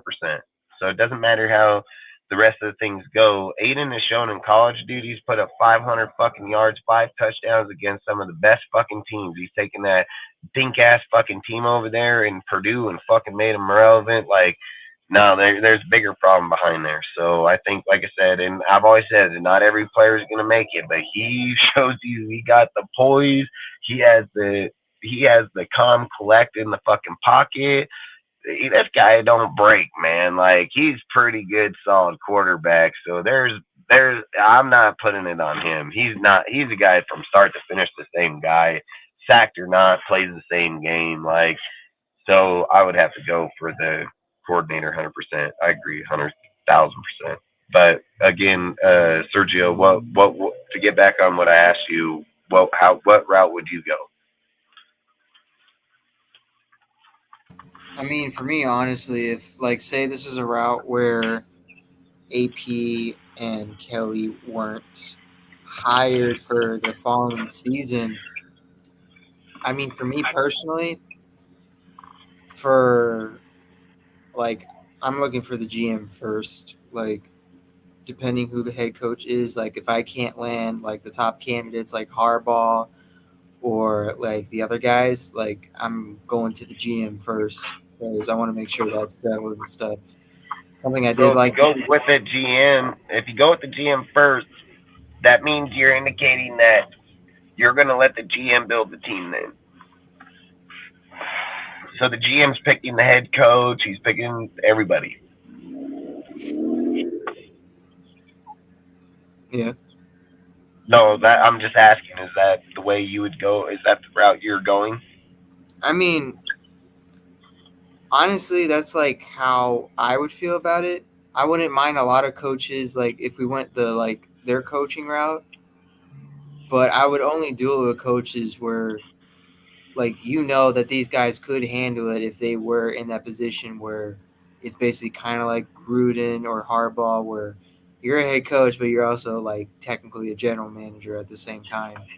Like a lot of like that's usually the problem with a lot of like the younger head coaches is they make like sure they make good decisions on their coaching part, but a lot of times it's just because like the management is just really good at what they're doing. Like I'll give Mike McDaniel his flowers as much as I can, but at the same time, he doesn't make as much of the decisions as the general manager does, who's the freaking Yep, owner. that's facts. And look, so for me, number one pick is Dobbs and Harbaugh. Number one pick right away. Dobbs and Harbaugh is my number one. If I was gonna pick a second, it's gonna be the Niners fucking GM.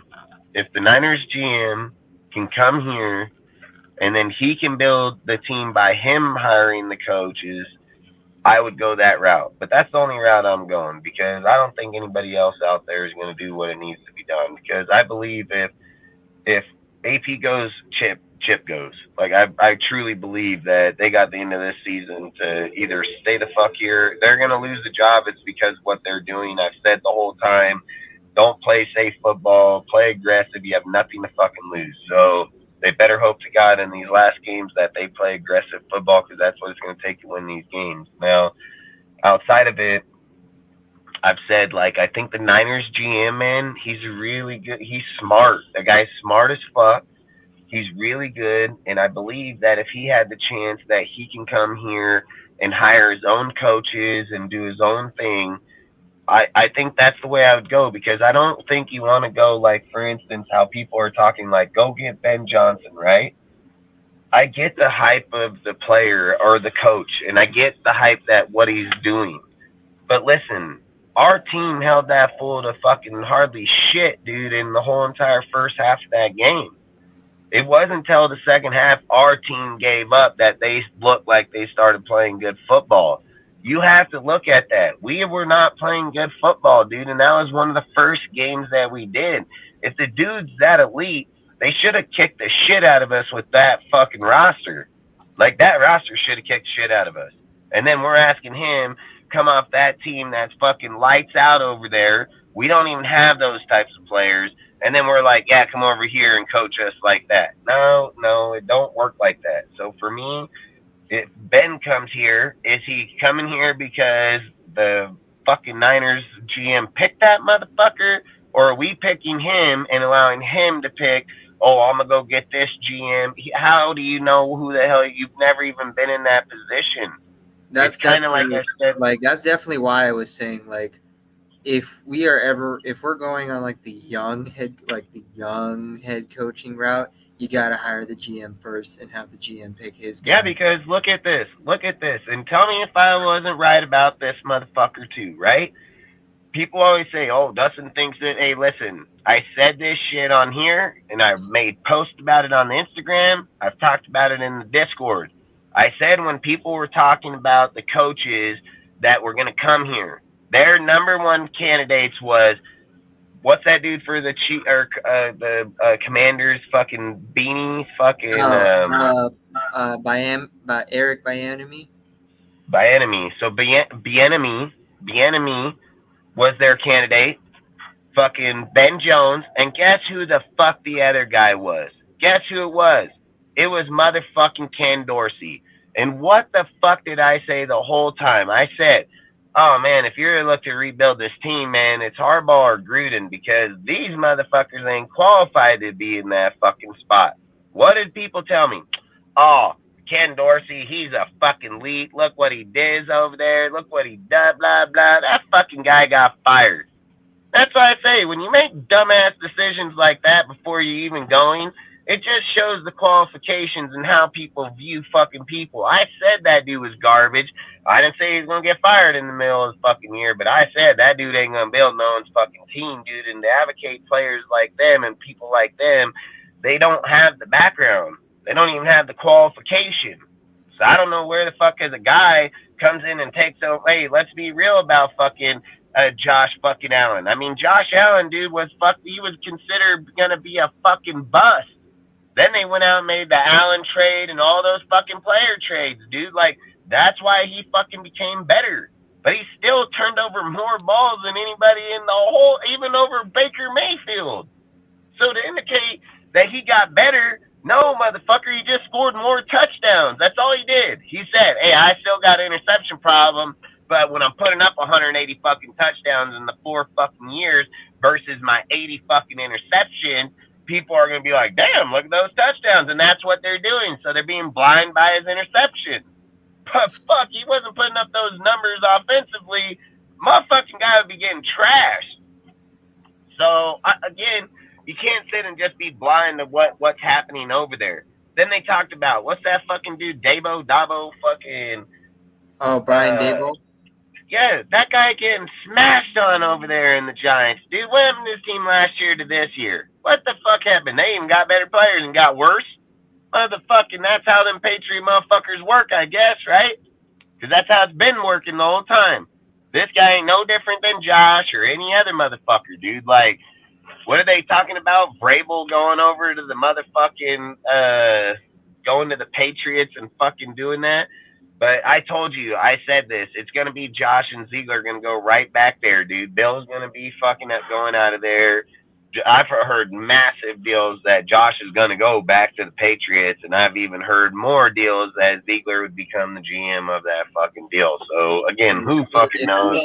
If you want one more example, and in my opinion, this is the best one, like, I love Sirianni for the Eagles head coach, but if you talk to Philly fans, listen, I lived, like, literally nearby Philadelphia for a while, so... And from all the Philly fans that I've talked to, they credit their GM a lot more than the head coach because that GM built that Super Bowl team. Like, so say that part again. It cut out for me. What did you say? So, like, I lived nearby Philly for a while, and when I talk to Eagles fans, they credit their GM a lot more than the head coach. Because as much as they love the head coach and how smart he is, the GM built that Super Bowl team. Yeah, because there's a guy right now that's in the NFL, GM, man, I can't remember the fuck, I want to say it's for the Titans, but, and the thing that I'm trying to get to, no, it can't be the Titans because they're just changed the coach. They're going to change coach. And long story short, they're saying, like, you got the GM, man. He's changed coaches like 2 or 3 fucking times. When do you finally just be like, okay, you got to change the GM so when you get the new GM and a new coach that's probably where the problem is, because after your GM has 3 or 4 coaches and you still have the same deal, I've always said, even with the Ziegler and Josh deal, the thing I said is Mark is the owner. The GM goes, the vision is through the owner. The owner can't do the work. That's why you have a GM. That's why you tell him your vision and he's supposed to get it done. You know, like that's the way it's supposed to work. So in these type of deals, how long do you go before you're like, okay, enough is enough. Let's get rid of them or not. And I just bring those type of things up because just like I said, in this instant, dude, it's like I don't want people to get blind to A, B, and them and have so much hope, because I said this when we were talking about if he was to be when Josh was to be fired, we were talking about coaching candidates, interns, and people said Rob Ryan and Pierce, and I said, nah, man. I said Rob Ryan too fucking old, so he's not gonna take that, and he hasn't even had coaching fucking responsibilities for like fucking 10+ years. So I couldn't see him taking over the fucking deal. And the thing I said is Pierce, because of the linebackers, and I said the whole time I didn't want him to get the job because I did not want that motherfucker to get the. I said 98% of the time, 99. That interim head coaches do not fucking stay in the team, and they're 99% of the time they're not here the following year. And I've even said, dude, like it would just be a fucking shame to put them there, not keep them, and then lose them to the deal. But then I even came back on like a few weeks later and said, after thinking about it and so on, it's not really going to matter, because if the new head coach comes in, they're not going to keep nobody here anyways, and especially a guy like Harbaugh. Like I've said, like Edgar Bennett and people like that, and don't get me wrong, Pierce could, but you have to ask Pierce, hey bro, fucking I don't want you to fucking go somewhere else that could give you the head coaching job. I want you to stay here and be the linebacker coach, because I just came from Michigan, and people can talk about Jim and this sign stealing and all this. Like, Jim's not a fucking thief or a liar, dude. Like, and he's not a fucking cheat. And I guarantee you that Jim didn't fucking know that those dudes were taking those fucking signs like that, dude. There are so many times with Jim and what he's called, dude. He has straight called motherfuckers up on the phone, fucking told them like, hey, you fucking cheating, fucking talking to this player, and they're like, hey, those guys called us. I mean, Jim ain't no fucking cheat, bro. His fucking dad, everybody, like, they're highly respected people, and he's even been on national TV calling the motherfucker out in the deal about it. Like, nah, man. Like I said, Jim ain't no fucking bitch, dude, and he don't get shit like that. And the one thing that you can look at, it doesn't matter if they if the guy knew the signs or not, right? He still developed those players to be those fucking people. And ever since Jim has been in that motherfucking school, he has done nothing but dominate the fuck out of it. And it don't matter if you go, oh, well, he hasn't won the big deal, this and that. A lot of people don't, but he is a fucking straight winning motherfucker. Now, look at Baltimore, for instance. They beat the fuck out of everybody all year long, and they're the first damn team to go home in the playoffs. Like, it's how it's been for the last few years with fucking Lamar Jackson at the quarterback position. So to sit here and say, oh, Baltimore is one of the greatest teams out there, and then we don't win shit, but we can get a guy here that can most definitely do the same fucking thing. And they're like, nah, we don't want to do that. We don't. That's fucking dumb as hell. Dumb as hell. That's why I hate when people talk on logic on teams or how teams or things like this, because it's bullshit. It's bullshit. Jim comes here. I've said it 100 times. Jim's resources and experience and shit trumps AP fucking champ and all of them by miles. Trumps them by miles, dude. Like, AP and them ain't even been close to the shit that this guy's been through. Not even fucking close. Like, Jim's resume, when he walks in that bitch and opens it up, it just fucking falls down and keeps going fucking down the deal.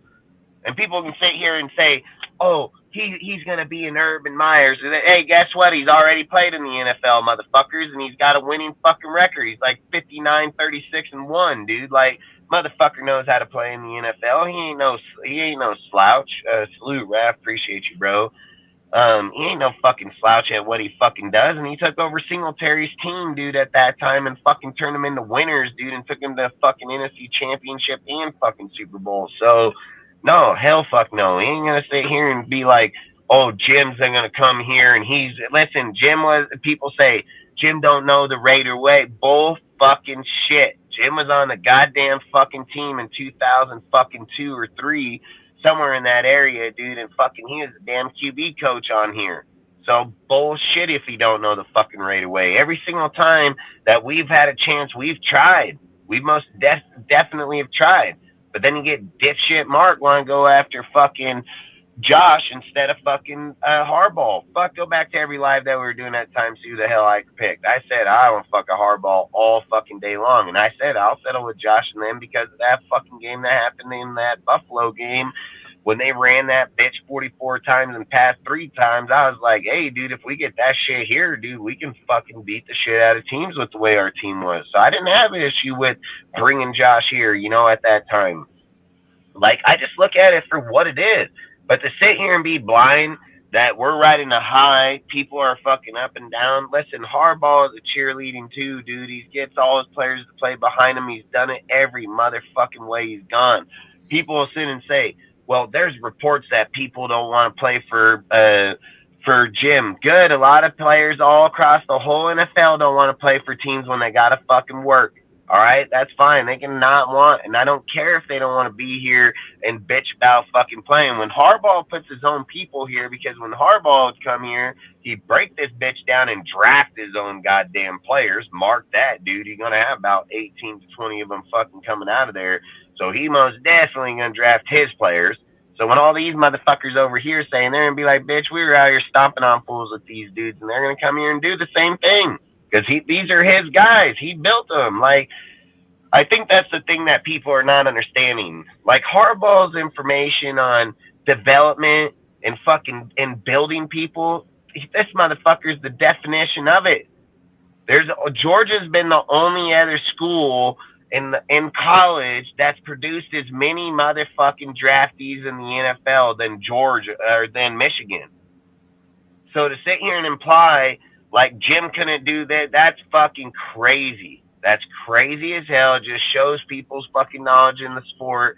This guy not only knows them, he's developed them. He's not only fucking played against them, he knows who they are. Every guy that he goes to those schools and plays against those dudes, he knows who. He's scouted the fuck out of them. More time than not, he beats them because they don't lose. And if they do lose, it's when it's trying to go to the last game. Like, I'll take that shit all day.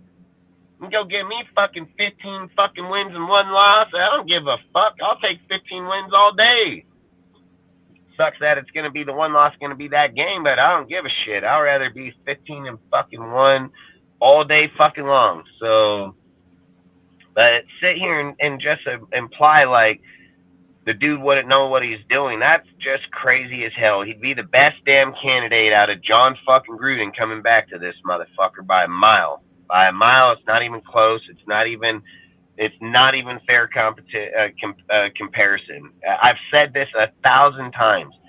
If Josh McDaniels and Ziegler carried out the rest of this fucking season and got to the end, AP wouldn't even be considered a candidate. So I don't even want to hear the motherfucker be considered over Harbaugh now. If fucking Josh got fired at the end of the fucking season, it would be 1,000% motherfucking Harbaugh by a mile. But you know why it's not? Because they threw this motherfucker in there. And you know why it still isn't? Because they're like, hey, we have a storyline and we can talk about it. But guess where every major bettor is? Guess where every major bettor is? Go to fucking MGM. Go to all major betting lines. It is not motherfucking AP on the top of that fucking list. Is AP on the list? Yes, he is. But he is not one on that list. And depending on what polls or what ones you go to, someone will indicate Ben Johnson. But that's bullshit. Any real fucking poll, it's going to show. Harbaugh is a 4-1, 5-1 odd. And it's only increasing, and even more now that reports are coming out saying that Harbaugh is 1,000% interested in leaving motherfucking college because of the drama, because of the shit that keeps happening to him, because how people try to keep gift wrapping fucking, their plays or deals to other people or to the fucking college deal. I don't even want to say the name because I don't even know which one it is. But again, that's all I'm saying. He even said when he left the Niners the first time here and went back to college, he said, like, the NFL is not trustworthy, dude. He said it straight out. Like, he said, you don't know, you got a job to fucking tomorrow, man. He's like, college, you got a job for 20 years, like, and that's all I'm trying to say is like, I would say it right now. If Harbaugh comes here, he's going to change his team massively.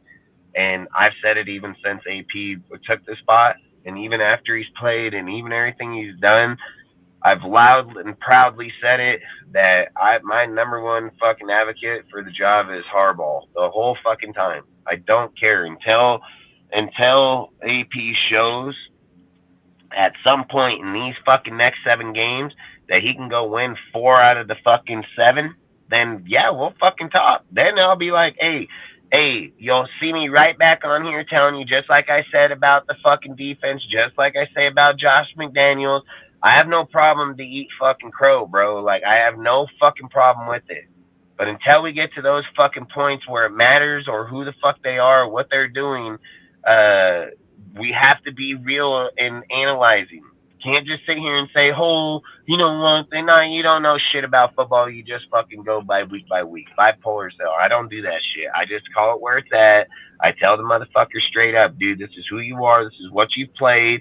I'm not fucking blind to the sport, so I put every fucking deal in there. I've always said, I don't sit here and say, hey, man, listen, you're playing the Jets like you're playing right now. In what is it, week 10? Right, we played them in week 10. Guess what? Rodgers might take the field in week 16. And guess who will play in the fucking playoffs if Rodgers takes the field in week 16? We are going to play Aaron motherfucking Rodgers. Now, do you think we have the same goddamn outcome in that game as we did with Zach fucking Wilson? Hell fuck no. Hell fuck no. Rodgers be dotting up Garrett fucking Wilson, be dotting up that motherfucker. He wouldn't be missing wide open ass fucking plays. And not only that, he would be stretching field like 50 fucking yards downfield and take Peters the fuck up out of that equation instantly. So, hell no, you can't look at that game like, oh yeah, we're over here. No, hell no, you played fucking dink ass fucking Wilson. That how I viewed that game had jack shit to do about Wilson and our fucking defense. Had nothing to do with it. The whole part of that game, and I even spoke about it on this channel, was I said when we play the Jets, it's about our offense against their fucking defense. And I said when we play the fucking Dolphins, it's going to be our defense against their offense. That's how you're going to truly gauge where the fuck our team's at, because that's a high-powered ass offense, and our defense need to be able to control motherfuckers like that. And when we played that defense, our offense need to be able to compete against number 1, number 3 ranked defenses, like straight the fuck up. And Aiden showed that he could. So check 1. Now I need check fucking 2. And then when we go up here against these fucking Chiefs, I believe we can beat them. I believe we will beat them. I believe we will, man. Like I said, if we can show that independently, structural wise, we can do this, it's fine. What we truly need to happen is Aiden need to score a fucking touchdown. Now, if the defense shows that they can slow down the offense of Miami because the defense is that good, and Aiden pops the fuck up in this game and slaps down 24, 28, oh man, it's over. It's over. Like we will have a true fucking chance to go into the playoffs and do some damage. But until Aiden pops up and does that, it's not gonna happen. I don't give a fuck. It's not gonna happen. So you still have to play the game of football. The quarterback is the fucking true leader of that team. Without the quarterback fucking throwing touchdowns, you're just as good as the last game you play. You're not going to go anywhere, man. It's only going to last for so long. And then you're going to play real teams. Then once you get in that slump, that's why I said, where's AP as a true coach? Can he bring him out? Can he get AP or Aiden to get back on pace? Like, the thing I said with Levis is that Levis came out through for 4 touchdowns, and then he's yet to be back, or one touchdown or so per game. Where I feel like I'd rather be on Aiden's side, because I feel like when Aiden got that touchdown with Mayer and he finally got like the taste of it, I think he's gonna want it. So I think in this game he'll come out and he'll truly want to go, like he'll have the taste of blood, like he's gonna have that taste of getting that feeling again. Where in the other case is like he got so high off it right away, dude, and then now it's like dwindling down. I don't feel like I've always said, like, sometimes I'd rather be on the losing end to go to the winning end than start on the winning and then end up on the losing, because it becomes harder to get there, get back there. So I don't know, man. Like I said, I don't have any difference on AP. I like the guy. I think they're great people. I've said it from day one. It's their job to lose. But I've also indicated from day fucking one too, man, that they better fucking make risky plays, dude. Like, they don't have contracts, dude. Like, you don't play safe football when you don't have contracts. Like, people that have contracts play safe football, dude. So that's all I would say is like, the more people pay attention to the game and evaluate the game fairly, they can start having more truthful conversations in the fucking game. That's just plain simple. And that's why I've said, here, we'll change this motherfucker around to where we can have more and more conversations that show out our whole team. We'll talk about every fucking player all the way across that shit. Enough's enough in this fucking deal, man. Like, tired of hearing people's fucking shows or people's deals talk about other people that are like me or out in fucking doing other shit. Like, pay attention to the fucking game, pay attention to our team, or fucking quit talking, man. Like, here, we can show in every single aspect of where a player could be or where a player can't be. And be lucky if all they can do is talk about 4 fucking players the whole time. So I just feel like going forward, man, we'll pay more attention to every single player, every single deal, and speak on it. So that way, when we see these games or see the outcomes of these games, we're not going to be shocked. And then we'll know that we're doing fair evaluation. So it's not like, oh, they think they know. No, we do fucking know because we study it. That's why. You want to fucking hate, go study your shit and shut the hell up. Like, enough's enough, dude. The reason our pages grow or the reason our shit grows as quick as it does, dude, is because we do the fucking work on it. You know why some of these other guys' shit don't grow that have been here for 4 and 5 years and are grouped up with some of the biggest people out there? Because they don't know shit. They just keep riding the coattail of other motherfuckers. They don't do the fucking work. They're fucking been there for 4 fucking years. They got 500 fucking people. Ask Sergio. Sergio come in this motherfucker at 50 fucking 2 or 62 fucking people, somewhere right in there. He's busted his ass, done his job, and this fucking guy over 1,000 plus, hardcore, because he does his work. He's smoking guys in 1 year than some of these guys that have been here for 4 and 5. And then they want to go behind and talk shit on what motherfuckers. We do our homework. You don't like it, tough shit. Go talk about it all you want, dude. Like, I've said from day one, DSR is not here to talk about other motherfuckers. We're here to do the homework and show you motherfuckers about our team. That's what I've said the whole fucking time. Hey, and on just our report overall on our Instagram, like, it randomly went from 3,000 at one point this year to now we're less than 300 away to hit the 6,000. Yeah, fucking the last 2 weeks. 2.5, 3 weeks, man. It just skyrocketed, dude. Like, everything. YouTube, Instagram, fucking Discord, like, all of them. And all I'm saying is like, listen, out here, you're going to have guys that hate on me, dude, or hate on DSR, or hate on what we do. They can fucking hate all they want, man. Like, I've said it like this. I am not fan of theirs. They are fan of ours. Like, straight fucking facts. And if dudes want to waste their fucking show and their fucking time about talking about their Raider fucking fans and for the fucking community and want to waste their hours of talking about us, then you feel fucking free. I don't give a fucking how you label it, how you talk about it, the words that come out of your mouth about it. I've said it from day fucking one. 1, we will not give you fucking clout. 2, we don't give a fuck about you because you don't have no football fucking knowledge. I don't give a fucking what fucking channel you're on. I don't give a fuck who you're with. I've said it 100 fucking times. If your football IQ sucks, you're fucking garbage. And I don't give a fuck about what you got to say about me I don't give a fuck about what you say about this channel. Give a fuck about what you got to say about shit. Because at the end of the motherfucking day, when I go over to your channel and I look at that motherfucker and I press up on your motherfucking 3 bar up on the top and I go to your fucking deal and I say, well, how many years they've been here? And I fucking click on that motherfucker and it says, this guy been here for 5 years and 6 years and you got fucking barely 1,000 dudes. I ain't gonna listen to your shit. Like, I'm gonna just be dead fucking ass. Because nobody else in Raider community listen to your bullshit. I sit here and am blunt as fuck on this motherfucking channel. I speak more truth and more. I'm so goddamn blunt on this bitch. It's more than anybody else's shit. I put it on the page, put it in the discourse, I put it on everything. I don't see motherfuckers leaving. I don't see them fucking not. I see them just keep coming. Because they know, like, hey, he ain't gonna take other people's shit. He's not gonna cave to other people's ideology or how they fucking group up or not. Hey, that dude will blast those motherfuckers. He don't care. Hey, that's what we got to do here, man. And if they don't like it, I don't give a fuck. Go to your show, waste your fucking hour, 2, 3 hours, what the fuck ever time you do, and talk about it. The thing I've said here in DSR, we are about the fucking nation. We are about the fucking community. We are about talking about our fucking team in all aspects, not just one fucking aspect. We do not just dick ride individual players. I've said from my personal preference and view of the team, I'm not biased. I can't speak for other people on the panel. I can't speak for how other people view. But for me, that's who the fuck I am.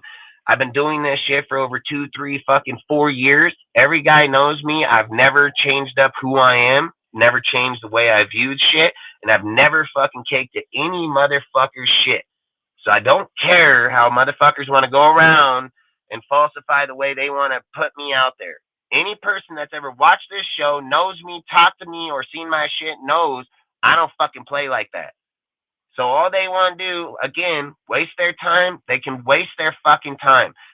If they had a brain, they'd come right out here and debate. If their fucking little crew, little community, whatever the fuck they want to call themselves, were anything worth a fuck for us, they would fucking come over here and debate motherfuckers. They ain't gonna come here. They're gonna get snuffed. They're gonna get fucking snuffed because their football IQ only goes as far as the player's fucking name. That's it. And that's facts. That's why they do what they do.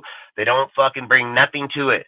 I've always said, man, people can talk. They don't bring shit to the community. I don't give a fuck about people like that. So, again, going forward, man, we have changed a lot of things around here. We're going to keep bringing better and better. We can only get better by making mistakes and learning from it. Like, that's just plain and simple facts. I said it from day fucking one. On this show, I'm not always going to be fucking right, but I'm not going to change the way I am. I'm not going to change the views I have. I said it. I'll just sit here and eat fucking crow because that's what real fucking men do. And that's what I do. And I don't fucking shy away from not putting on shows. I don't shy away from not doing things. I tell these guys all the fucking time. Monday, Wednesday, Friday, I tell them all, hey, what's your topics? You're going to be there. I'm on this motherfucker regardless of what I say because I'm not a fucking coward, dude. I've said it 100 fucking times. I just think out here, too many people waste too much time about talking about other people and talking about what we need to fucking pay attention to is the fucking team. And then other people want to hit me up and say, like, hey, do you see this? Or I don't fucking care. Okay? I don't know how many times I have to say it or tell motherfuckers or tell people. I don't fucking care. That guy is a pussy and he's a coward. I've said it 1,000 times. I don't fucking care, man. Like, I don't. I've literally called him out. I'd go on the panels and debate these fucking guys. These guys are dipshits. And then they think like we're going to pay attention to them or their community. Listen, man, I don't give a fuck about your retard ass community. All right. I've said it 1,000,000 times. DSR is not cut out for everybody. Like straight the fuck up, dude. Like the reason we ain't going to grow hella fast or have it because we are not going to accept everybody. Like straight up. And if you go on a fucking panel with dudes and debate them, and then they get in their feelings because they can't debate our team. That's why we're here. Debate our team. Like, they can't debate it. Then they get in their feelings and don't say shit on the panel or say it to any of the nation while they're on the panel. and then get off and get in their feelings and then go to these fucking secret little areas and then try to talk then, you're coward, bro. You coward. Like you're coming to a man and you're playing kid fucking games, bro. You coming to a fucking man and you're playing like third grade shit. Well, here we don't play third grade shit. I've said it every single fucking time it gets brought up over and over and over. And that's enough, man. Like, do your shit. Waste your time. Here, we're not going to waste it. We're going to have as much legitimate talk as we can. The things I think is funny is in our pregame shows over the last fucking month, we've literally hit on like 50 million topics on there where these guys ain't hit shit. And then you know what's even more funny? Here, I'm going to even give it even the more kicker of how desperate these sorry bastards are. They not only talk shit about it, but they take our information and talk about it. You fucking scrub-ass hoes. Like, just straight scrubs. And then, again, be who you are. Be the best person, the best version of you, man. Like, literally. So, outside of it, I said, we hit on our shit. Regardless of how we talk about it, people are going to hate on it. And I don't give a fuck. I can care less. So, here, we're always going to focus on what we do. We're always going to put out topics, and Sergio always going to put out shit that have different coaches, different fucking players, different shit. If you don't fucking like it, don't go on social media, motherfucker.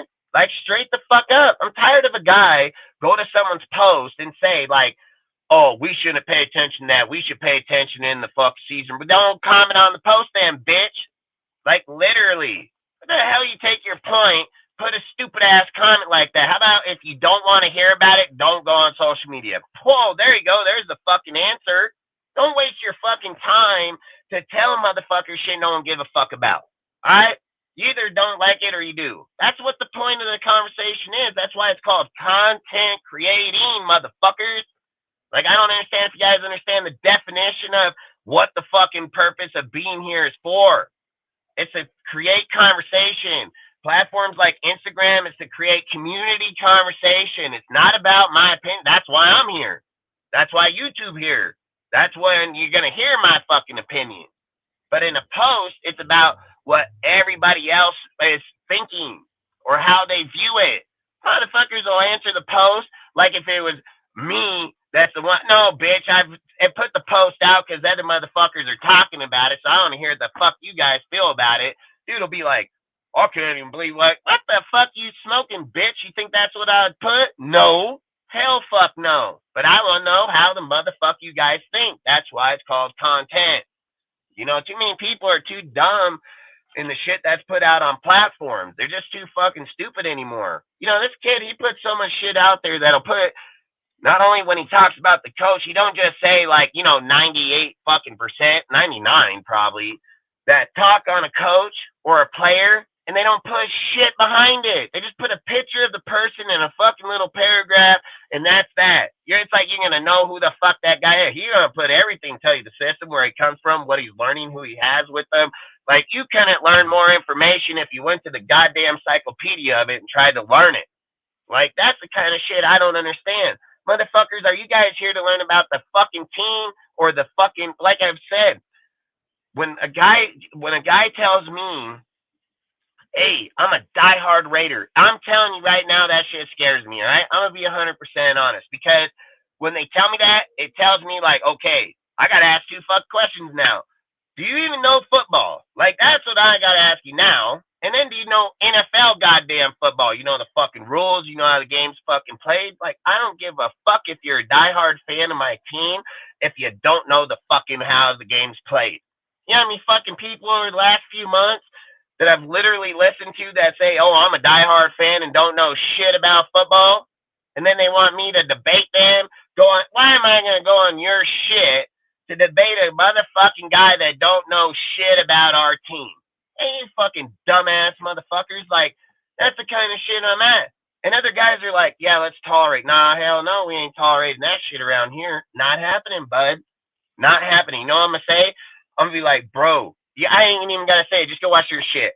Go watch their shit. Look at their information. How are they getting it? I've said it 100 times. I know exactly how they get it. They're not even doing their own shit. Even the guys that don't even like us talk about our shit. That's how scandalous these fucking guys are, dude. Bag on in 1 minute, take your shit the next minute, and then act like they're the ones that come up with it. Fuck out of here.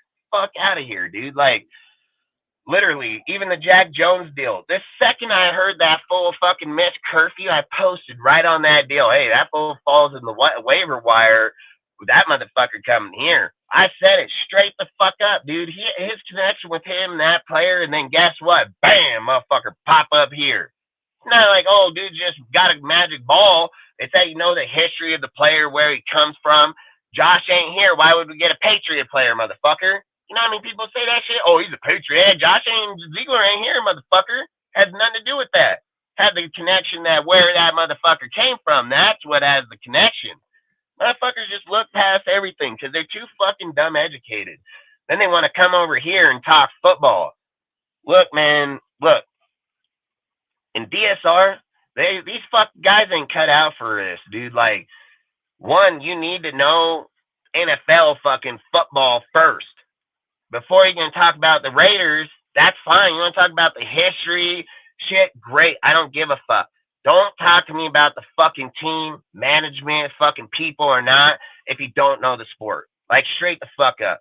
And I don't care just to hear people's opinions or how everybody got a fucking opinion. It's just like assholes, everybody got one. You know what I mean? Like, it's just getting ridiculous. It is. It's hell getting ridiculous. And then I don't sit here and want to say like, oh, we're better than other people, because I don't think that. Everybody knows I don't think that. Everybody knows that for a fact. But come on, let's be real. Why are we lowering ourselves to motherfuckers that's been doing it for 5 fucking years, fucking 3 years, and ain't got shit in growth? Why would we, that's come out here and done all our homework, put out all our shit, make all our shit, do the fucking homework on that shit, why we all still got jobs, still do our shit, and fucking are just, bam, going up? You know why? Because we do our shit. And then they would sit here, bring these fucking little leech-ass motherfuckers that look for, oh, let me try to go over here and try to destroy these guys, because you ain't destroying shit. All right? You just say you just fucking retarded. I know other guys are fucking scared of you, but I'm gonna fucking slap the fuck out of you, dude. Like, I just think here, it's got to be done. And again, regardless, we're not going to keep talking about it. We're not going to keep bringing it up. I just want people to know, once and for goddamn all, I can give a fuck about anybody's channel, anybody that they say on the channel, anything. A guy will spend an hour and talk about me or this fucking channel. I don't fucking care. All right? 1,000 fucking %, dude. Listen, I've said it like this. My phone number is in my Instagram. Everybody knows how to get a hold of me. My platforms are not blocked. Anybody can come on this fucking panel. If any guy got a problem with me, they can contact fucking me. They don't need to go on these fucking chats and fucking tell some other guy behind back, oh, this and that about Dustin. Hey, I just said, and everybody fucking know, so any guy that's in anybody's chat or in any place at any given fucking time and someone brings up my fucking name, feel free to tell them, hey, Dustin shit open, bro. Go tell him. Like, the more a guy will call out a guy, the sooner we get over this stupid ass shit. But this is stupid ass game, because listen, man. I like dudes that come on my show. The people in our chat are not.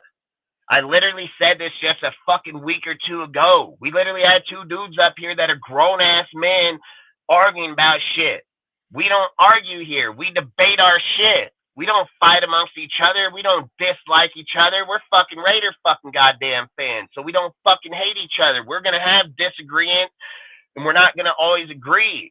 But we don't fucking hate each other here. My point is that as much as I like both guys or not, and I'm just using it for an example, they're fucking grown men, and when another guy, grown-ass man, grandpa man. And we're up on this motherfucker arguing like if we're fucking in 8th grade. No, we're not 8th graders, bro. Like, we may feel 8th grade in our heart, but we're grown fucking men. Like, at that point, you have to sit and say, like, okay, hey, man, at some point, you gotta fucking grow a sack and say, hey, You're right, dude. I shouldn't be acting like that. I shouldn't fucking say that to a dude that wears the same shit as I do. What you should do is say, hey, you just don't know football as well as I do, so just not gonna fucking talk to you. The fucking end. You know how many times I see guys in chat that say the stupidest ass shit? If I was to sit and answer back to every guy, I would have a full-time job. You just got to get to the point where you just laugh and be like, that guy's fucking dumb. Fucking just move on. The guy's fucking stupid. He's stupid. You got to fucking tell him. Every guy that reads that knows shit about football going to say the same shit. Guy dumb. You ain't got to fucking go out there and waste a half hour of your life to text that shit to nobody. Any motherfucking grown man going to know.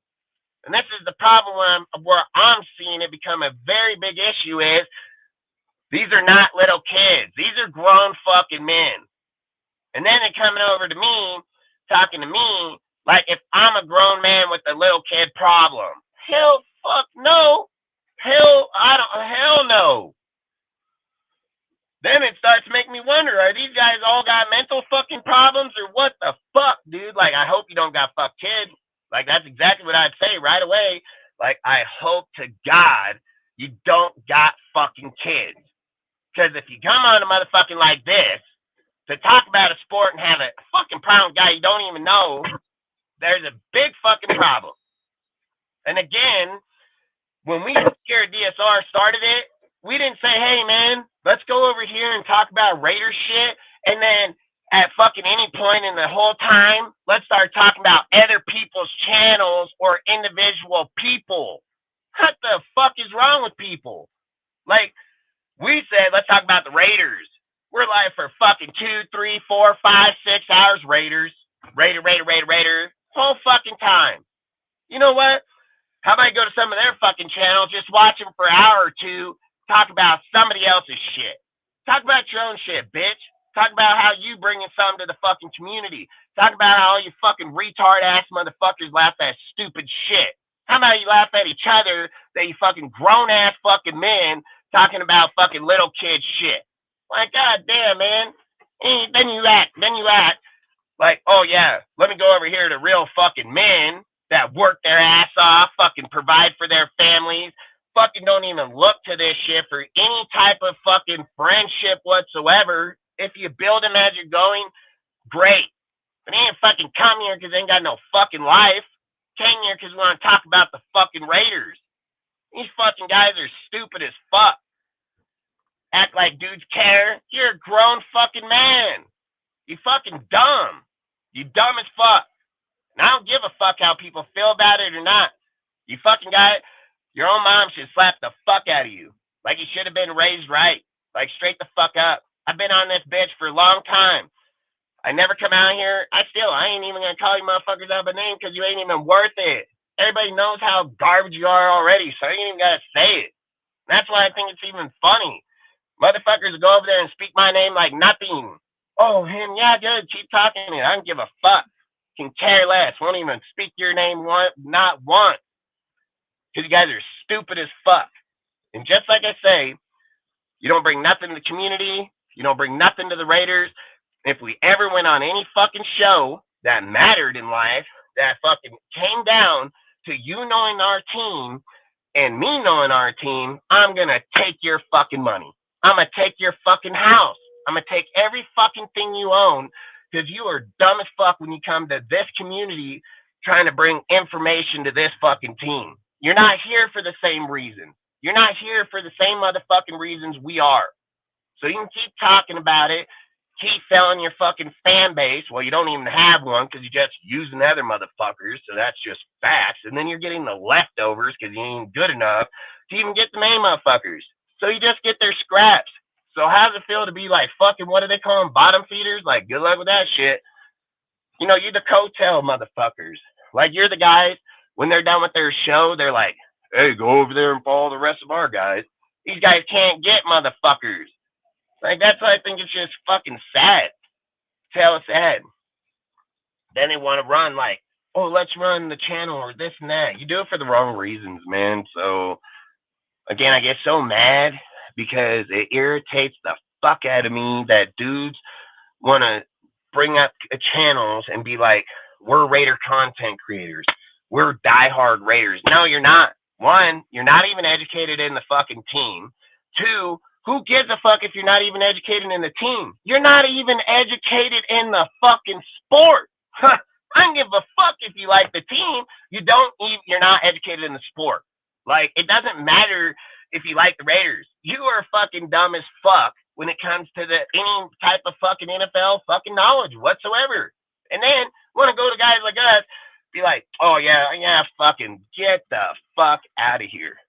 You know, fucking, I don't know. I just like talking shit, like literally. But long story short, man, I just want to put it out there. That's the only reason why I want to say it, because I want motherfuckers to know when they are in a chat and see it, hear it, just tell them, man. Go tell Dustin. Don't fucking hide like a bitch. Don't fucking talk air and not tell me. Like, if you sit there and talk air and you don't tell me, you're just a coward bitch. And you don't mean nothing and you don't mean shit to me. I don't give a fuck how many days you waste on your fucking pathetic ass channel. We're not going to waste one fucking day here for you. Facts. Straight fucking facts. So outside of it, hope you have a great fucking life in your channel. Hope your fucking channel burns in hell. But again, at the same time, I'm going to wish you luck, because I don't need you to falter by fucking something like that. It's something like I said the whole time. I don't want to win playing backups, motherfucker. I'm going to win playing starters, because that's who I've been my whole fucking life. I don't fucking back down. I don't fucking cower down. And I ain't never needed no one to get behind me and speak for me ever in my life. I've literally sit right here, say it straight up. You know what I mean? These guys will sit there and say their shit. Go to their channel. See if you can message them. Can't even DM the bitch. Go see if they have any contact information. Nope, none whatsoever. You know why? Because they're fucking trying to be dictators. They just sit there and they say, well, it's my way or no fucking way. You know why all my shit open? Because if I don't know something, educate me, motherfucker. If I don't know something, educate me. Debate me. Talk about it. Dudes will bring up their debate. You got a 10-second debate, bro. I can talk about it for fucking 45 minutes. The same shit. Not only can I talk about that for 45 minutes, I'll talk about the next goddamn subject for just as long. How are you fucking debating the motherfucker if your subject is fucking 10 seconds? You ain't proving shit to nobody. You know what it tells me is that you fucking had this and you read it the fuck off it and there's no conviction behind it whatsoever fucking ever. So then when a guy like me, I'm like your worst fucking nightmare. I'm like your worst motherfucking nightmare. I'm like the teacher walking in the back of the fucking room watching you cheat off that motherfucker's test. And then I'm going to walk up, take that shit, and then guess who getting up in the front of the office, in front of the class? You, bitch. You're going to get right up here, right in the front center, because you want to play little kid shit. That's what we'll play. And then we're going to be like, oh, Billy, you want to fuck cheat on the test? Let's see where you fucking stand. Now, what do you say? Well, I remember what it said there. Yeah, but you don't know because you just cheated from this bitch. You know, guys are sorry, bro. Like, you're sorry you don't do the work. It's just facts. It's just facts. These fucking guys don't want to do the work, don't want to do shit. And then talk about, other people. These guys got to fucking just, it's horrible. It's horrible. Motherfuckers, talk about your fucking one sentence fucking shit. Oh yeah, fucking, you guys don't even do your own work, dude. It's just sad. Long story short, I hate it. I don't even get upset, but I think what it is like, you get too many people that are out here for the wrong things. We came here because we just want to give any information, all information, and let other people choose. I didn't come here to say, hey, Dustin sees it this way. What I do is I debate it and I say, hey, if you have a different thing, speak in the chat, hop on the fucking panel, fucking send a message, send a conversation. Ask any fucking guy that knows me that at any time if they have any conversation they could ask. I've never said shit. I'll just debate them, dude. And if they say, hey, man, why do you feel this? I say, like, this is why I feel that. I don't tell them, hey, man, you should think this and you should think that way. I've never said that one fucking time to any person that's part of our shit. Not once have I ever brought him in and said, hey, man, I think you should see it this way. I think you should do it this way. Fuck no, it's probably the exact opposite. I say, like, hey, I'm adamant about this because this is how I feel. This is what I've read, dude. You are free to feel however the fuck you want. Like, literally, what's your choice? What's your opinion? Like, how do you feel? Like, I don't know, man. I just think it's crazy that dudes get offended because they can't talk about our team. Again, a diehard sports fan should be able to fucking talk about the team like I do for hours on hours and hours on end because they're just as old as I am. So how in the fuck they not got the knowledge on it? How come every single time something gets brought up in the old times, fuck, you think I'm lying? Hey, I knew this shit right away with these guys. Why do they name the same fucking players over and over? How come they don't bring nothing outside of the same fucking known players in that era? Why do they bring up same fucking guys? Why don't they bring up anything else? Why do they talk about one game? That shit didn't happen in just 1 year, motherfucker. That shit was started in 98 with Gruden. Like, why are these guys, they're fake. They're fake as fuck. And I don't give a fuck how much they think they know their history. I sniff these fuckers out that fast. That fast. Just bam, motherfucker. And then I call them on it. That's why they don't like me. I don't give a fuck how they feel. Fucking garbage ass hoes. I don't know. I get fucking irritated. I don't know.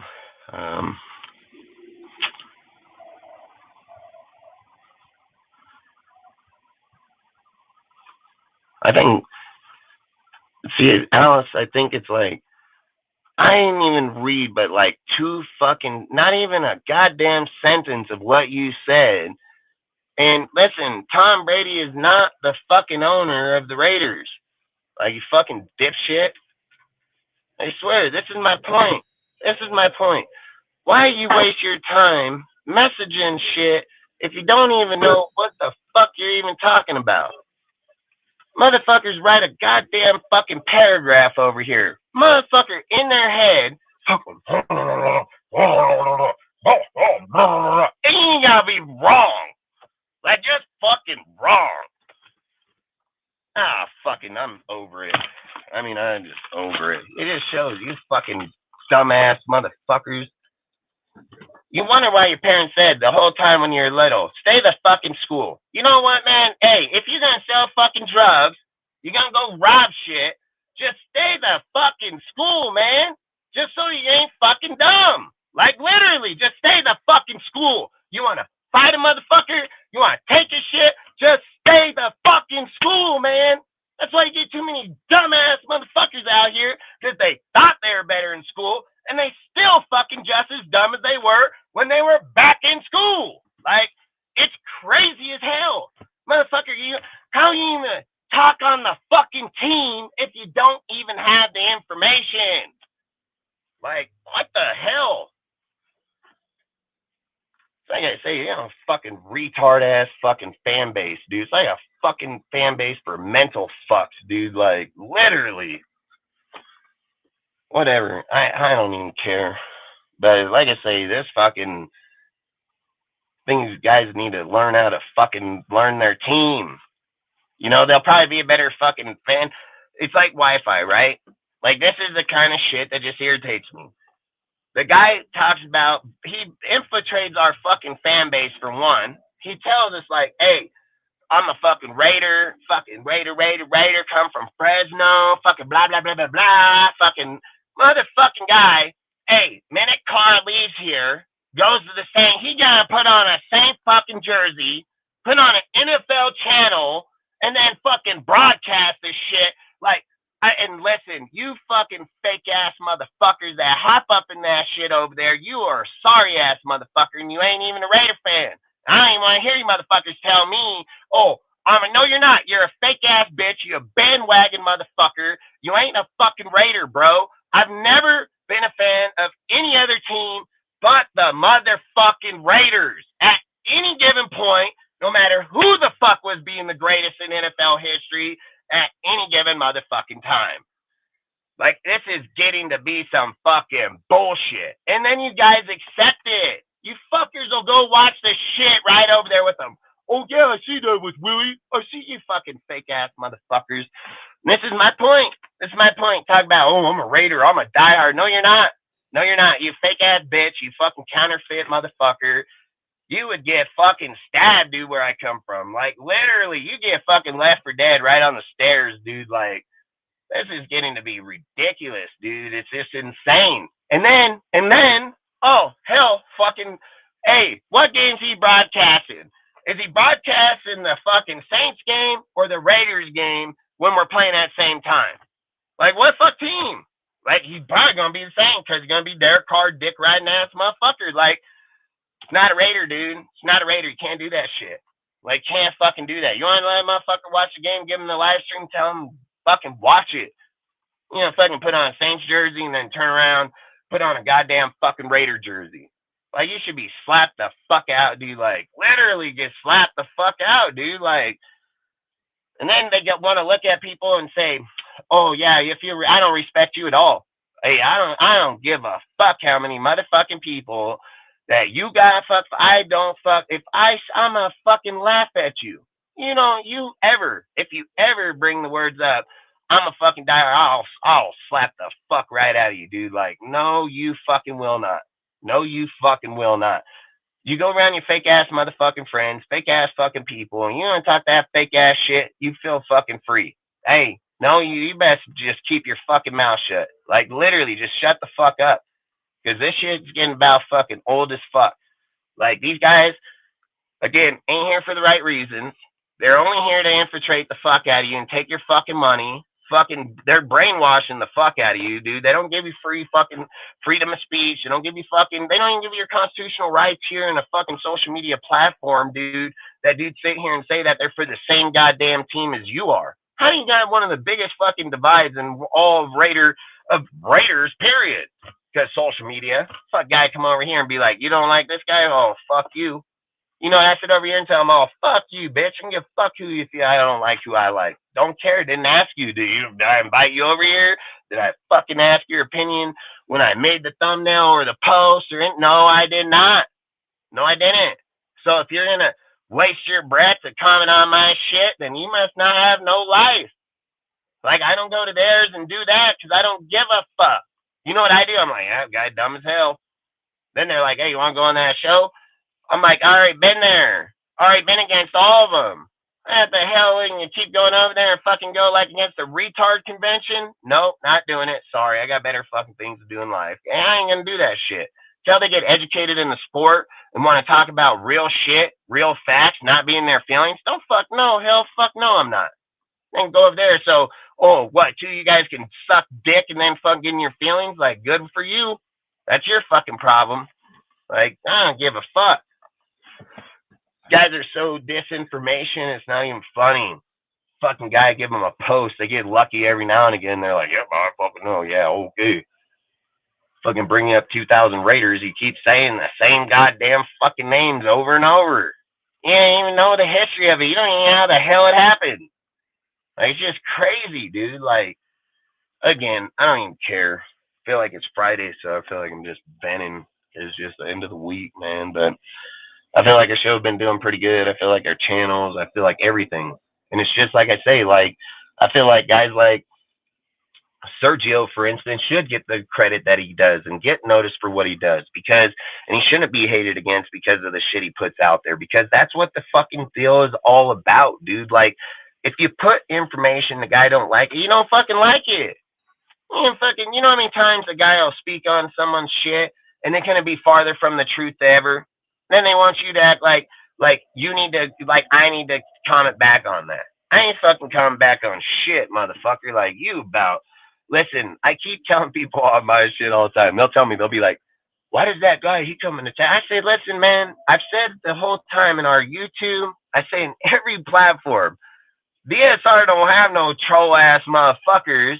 And if you go putting some stupid ass bullshit up in a fucking comment, you're going to get slapped, bro. Like, I ain't got to tell you because there are about 20 other motherfuckers come out and tell you for you. Like, that's the thing I love about what we built here. Hey, every single deal.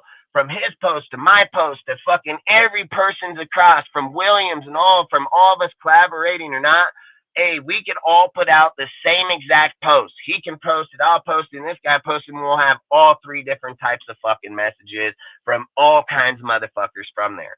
Because it's so diverse in how people look at it, from his fans to my fans to their fans, or all of our fans together.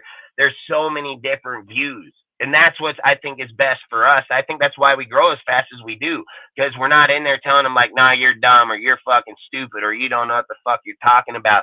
You say like, hey, that's good, that's facts, or hey, that's a good, I think the same thing. Like, we're not here to criticize you inside the post, bro. We're just here to hear your opinion. So then when we come here on the lives, we can talk about that shit. And then if I don't agree, that's where you'll hear my voice say, I don't agree. But I'm not going to sit here and go into a post on a fucking Instagram page and write a goddamn fucking paragraph. Fuck that. You know what I do when a guy sent, whenever I look at a message and that bitch is like this fucking long, I'm like, fucking good luck. Fucking click. I am not going to write back. I'll be like, okay. Like that's my answer. Fucking good luck. Fucking free to think what you want. I ain't fucking writing, goddamn love letter, motherfucker. I ain't got time for that shit, dude. Like, you don't hear me talk, I'll talk all night. Everybody knows that. But I just think they're all for the wrong reasons. They don't even use the platforms for what they're for. Like, that's why I think it's crazy. You got Instagram Live. You got fucking YouTube, dude. You got fucking TikTok fucking live, dude. You have Facebook fucking live. You have a place where you can go speak out your fucking mouth where people can hear it from me. Like, not no fucking bullshit. Not, well, he text, nah, hell, fuck no, I ain't text shit. So, that bullshit. That's bullshit. I ain't fucking text no motherfucker. Like, I've said, the posts are the posts, that our tails are tails here. Like, and I've always said it too. It's my fucking opinion. Why do people get so much in their feelings if I say it's my opinion? I didn't say I get paid by the fucking Raiders. I didn't say motherfuckers gave me that money to talk on that. Why do I get so fucking mad about it? Fucking hate assholes.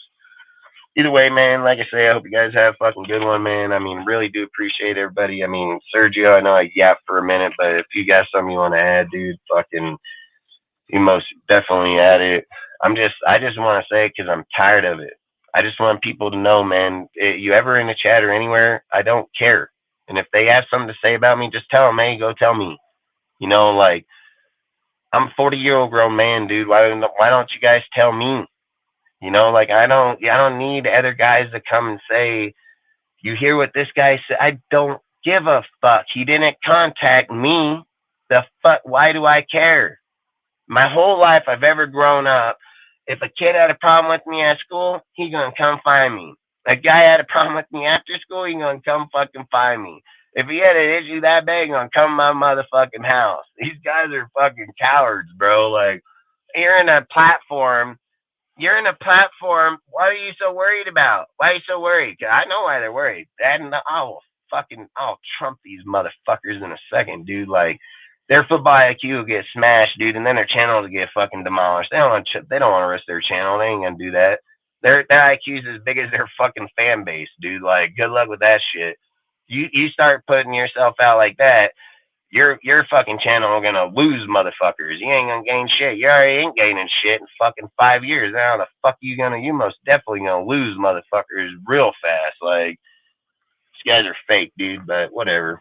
It is what it is. Fucking done with it. But outside of it, fucking, I hope we beat the fuck out of these Dolphins, dude, like how I feel I would some of these motherfuckers out here. Like, I hope AP fucking goes over to this game with the intensity of how I feel about some of these fake ass Raider fans and just smashes the fuck out of them. Like, I really, honest to God, hope. I hope he smashes the soul out of Goofy. Like, literally. Like, that's what I hope. Because I feel like, man, some of these people in this fucking fake ass nation need to have their souls crushed too. Like, literally, get on the goddamn sidelines and stay there, dude, and shut the fuck up, dude. Like, literally. Like, outside of it, man, I think it's going to be a great game. I'm picking us to win, man. We will do a pregame show, but for the people that ain't going to be watching that, we'll be up at 7 in the fucking morning. I'm going to pick the team to win, dude, and I think we can fucking win. And I think that if the defense and if Jack Jones and them get to play, dude, I think it's going to be a really competitive game. Just like we've talked for like the last 2 fucking hours about how our team would be competitive, like literally. So again, I think the team could be there. It's about Aiden now. It's really about Aiden now. Like we're already past the fact of all the defense or any of this. And this is why I hate listening to fucking guys talk about the team. It's pretty fucking simple. The offense is not scoring the fucking points. And if Aiden don't score the fucking points, he is no better than goddamn Jimmy G. And if Jimmy G took over that spot right fucking now, he'd probably have a better chance at scoring 2 fucking touchdowns because he's already fucking done it in his 9 fucking 10-year career. So we'd probably have a higher success to logically put fucking Jimmy back in there and to see how the fuck he game manages a fucking game or two. I'm willing to bet he'd fucking get down there and score. Like, I'd bet anything. The only thing that why I'm not proposing that is because Aiden is bigger than that. Aiden is about the future of the fucking Raiders. Aiden is about once he gets there, can he stay there? That's what we need to find out. If Aiden can't get there and stay there, you have to draft quarterback in next year's draft. There's not a fucking doubt in my mind. And if he can get there and he can stay there, then we don't need to worry about the quarterback because you already have your quarterback. And as time goes forward, he'll only get better. So I have no issues with that whatsoever. It's just all I'm saying is, man, if you go into this Dolphin game, get a fuck goddamn touchdown. I don't care what anybody says. Derek Carr ain't gonna ever be, not ever in the Raiders' history that he's played here, been goddamn fucking 4 games with 1 goddamn touchdown. Like Derek Carr has only scored. Derek Carr in his whole career as a Raider only had 3 games with no touchdowns, all right? Like, no, hell no. I'm not going to go down that shit. And I said I'm going to fair evaluate every motherfucker out there. Like I said, I'm going to evaluate everybody out there fair as can be. So, long story short, let's read some of these dumbass comments real quick before we hop up off of here. Let's see what this fucking guy got to say. You know what? I think this is that fucking dude. All right, let's see. As good as just because it's to win this says and get you guys to win the games. Also says I'm not being as a fan of it because I have a person on there I like Adams and a fan of Aaron that play for the Jets and I'm not any big deal. So I don't care about being fans. So nobody just watch the game. Fan Adams. I feel like you're a fucking troll. Like, I feel like I don't know if you're a bot. Like, I feel like you're a bot. Like, I really do feel like you're a straight fucking bot. And, it says, what do you call yourself? Negative says, need professional names to call you guys. It says, call you a professional name. They said, why?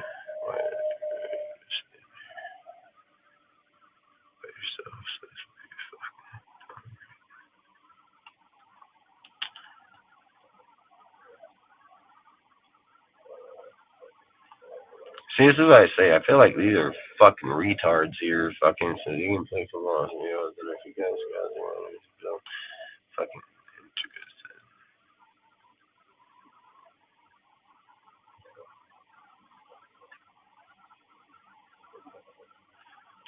What? It says he can't play for long.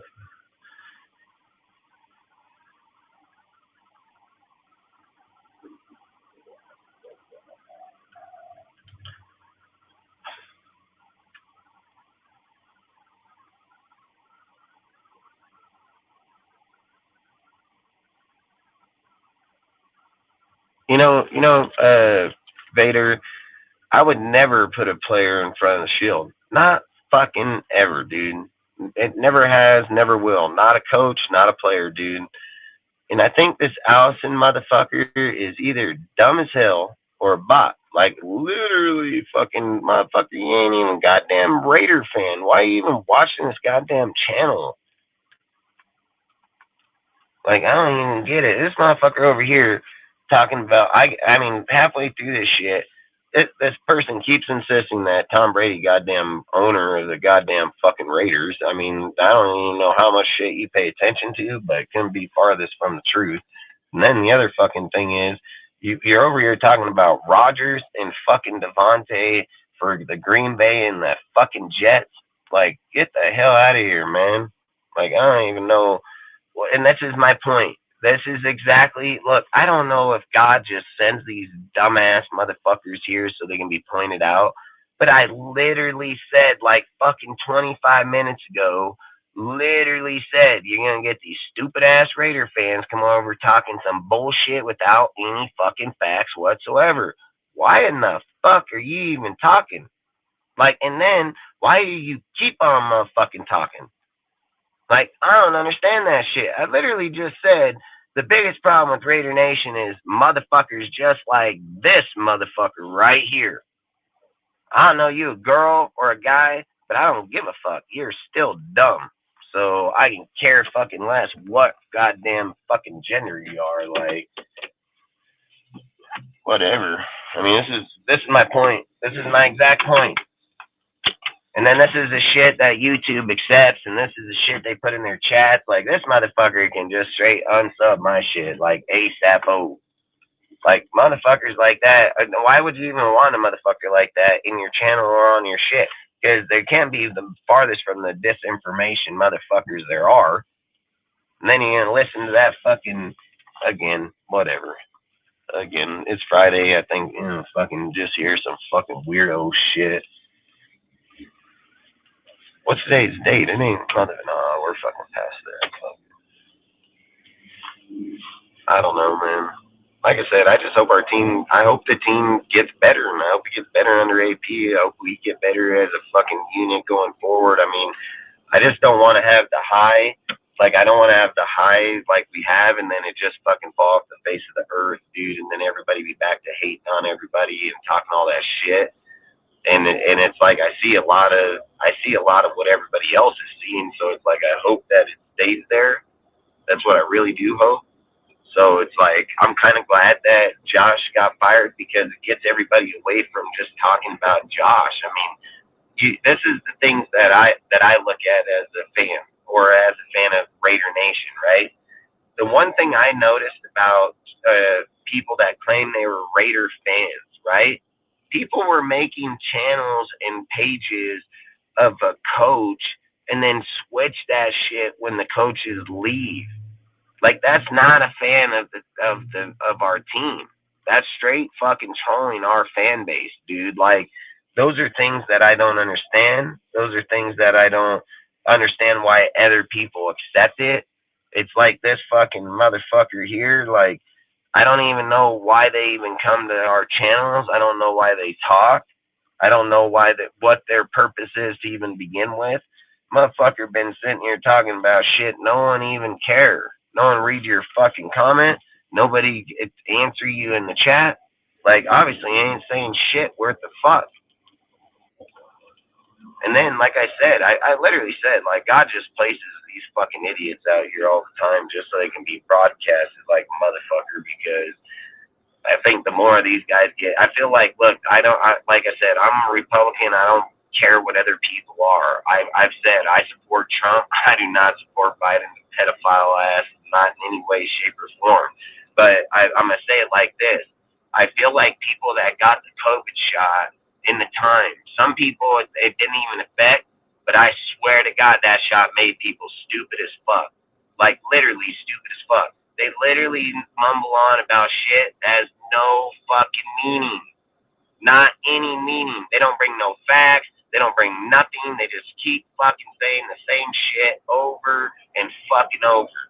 It is crazy, dude. Like, I don't know, man. And I've always said, like, I don't want to tell your health. You do whatever you got to do, man. But I'm going to tell you that shit just fucking made people stupid. Like, literally, we're in the dumbest era of our life, like, by a mile. By a fucking mile. And the sad part is we're even at a point where history has always been said that history has been taught by our elders. So our elders is meaning older motherfuckers was teaching our youth. Ah, hell, you can't do that now. You can't fucking do that now. If our elders to teach our fucking youth, these fucking guys that are 50, 60 years old might throw them goddamn selves on the ground like a fucking 15-year-old now. How in the fuck you gonna get taught like that? You gonna get taught how to be a bitch? Like, I'm cool on that, man. I'd rather have a guy punch me right in the fucking face than be taught how to wear a fucking dress. Like, I'm sorry, dude, not gonna happen. It's not gonna happen. I'd rather have my face broke open, bleeding out my nose and my eyes, fucking have a busted ass up face, go get fucking 50 stitches, than go putting on women's panty and a fucking dress. I'll pass. I'm straight gonna pass, bro. Like, I ain't come from Oakland, come from there, come from Stockton, California to go be no fucking bitch. Like, not happening, dude. And then listen to these guys come over here and fucking talk about it. Not happening. Not happening. So either way, man, like I say, I appreciate the people that follow us that are real, dude. And I've always said, like, when I put shit out that says fake fans, everybody knows when they follow us or know who I am, know that if you fuck with us, I ain't fucking talking to you like that. So I've always said the people that go on my posts and tell me, oh, I'm not a fake fan, you are a fake fan, otherwise you wouldn't have commented that shit. Like, you're just telling on yourself. Like, that's literally what you're doing. You're just telling on yourself that you're a fake ass motherfucker. I've always said, like, when we were on here the other day and John brought up the fact of, like, well, if he says a Josh McDaniels lover, just because I like Josh don't mean I'm a fucking Josh McDaniel lover. Like, and that's why I said, like, when he said it, I wouldn't take offense to it because I didn't put myself in that box when he said it.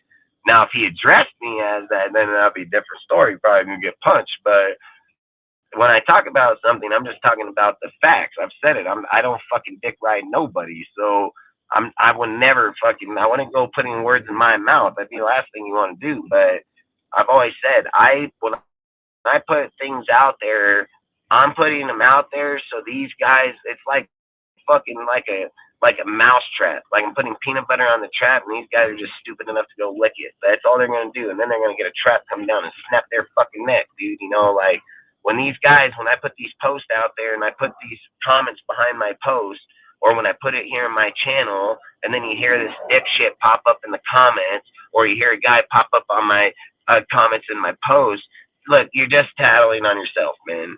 Like I've always said, I've never had a real Raider fan ever comment any type of shit like, hey, I'm not. I know you're not. Like, I already fucking know you're not. So you know you're not. So that's why you didn't say fucking nothing. And just like I said, if 1,500 motherfuckers like a post, and then you got 4 guys over there advocating for 1,500 people, you dumbass motherfuckers. That's what I'm saying. These guys are fucking dumb. They're hella dumb. And again, we just got to get over it, dude. I've just said, like, when we talk over here, we just want to talk about the team, man. So outside of it going forward, I've always said, like, I'm trying to change a lot of things, try to better ourselves every chance we can. I'm only a human being like anybody else. We only learn from mistakes, only grow from what we don't know.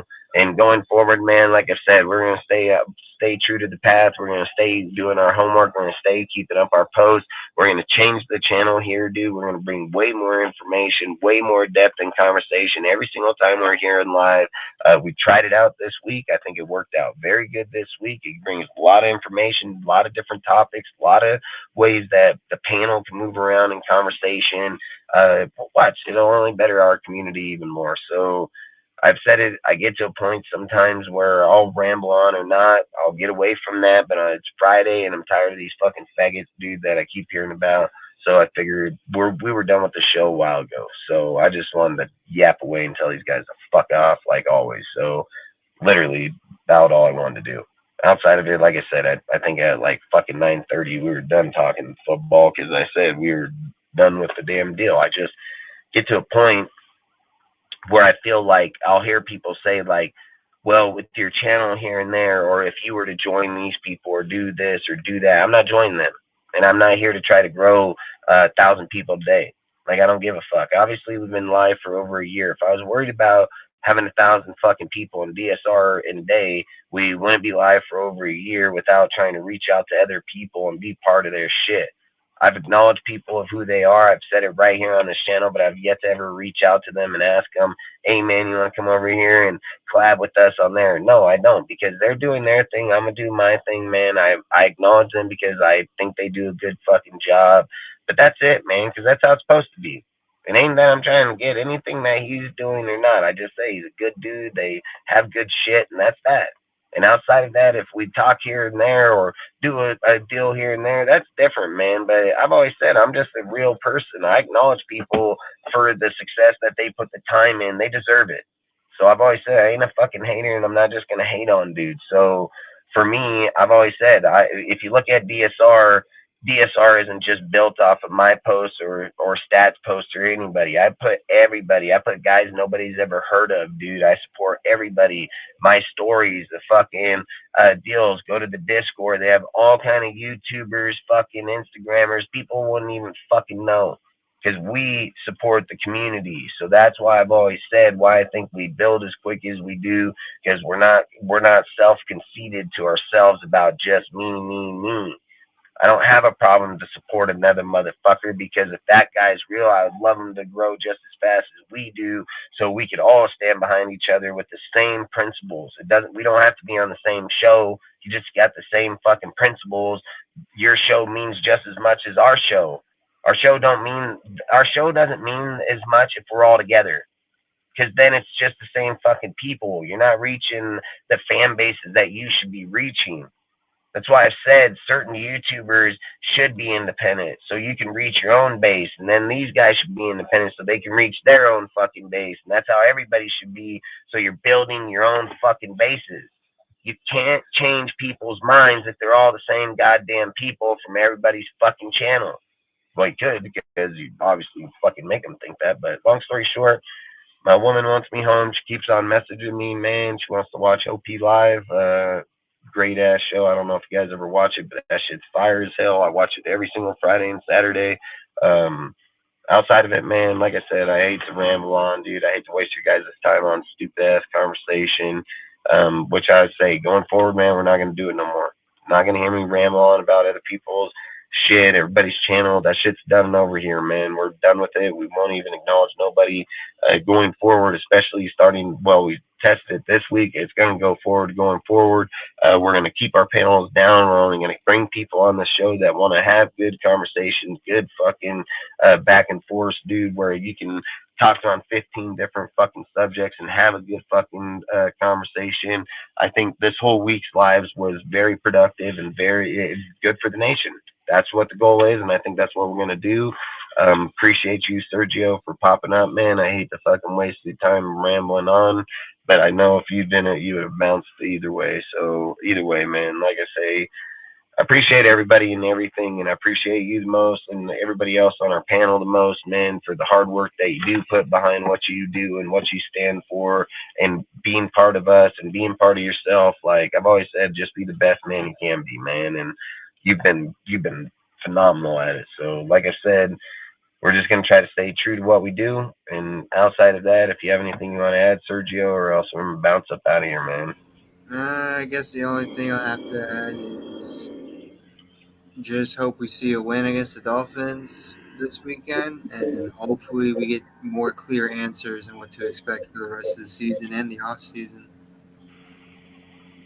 Hell yeah. Other than that, salute to everyone in the chat and salute to anyone that was here on the panel. Hell yeah. And then, like I say, man, we'll be live on Monday or Sunday morning, dude. I think about 7, 8. I'll figure it out tomorrow. But I want to try to go for 7 just because I like to talk for a while on our team before we get to the game. And plus, we got to stream and everything like that. So it gives us a little time to be able to get off, get in there, do everything up. If you go live at 8, man, it's like you get an hour and I guess, like hour and 45 minutes is probably long enough, obviously. But I just like talking about the Raiders, man. So maybe 7, 8 o'clock. But long story short, we'll get it set up, man. We'll do it 100%.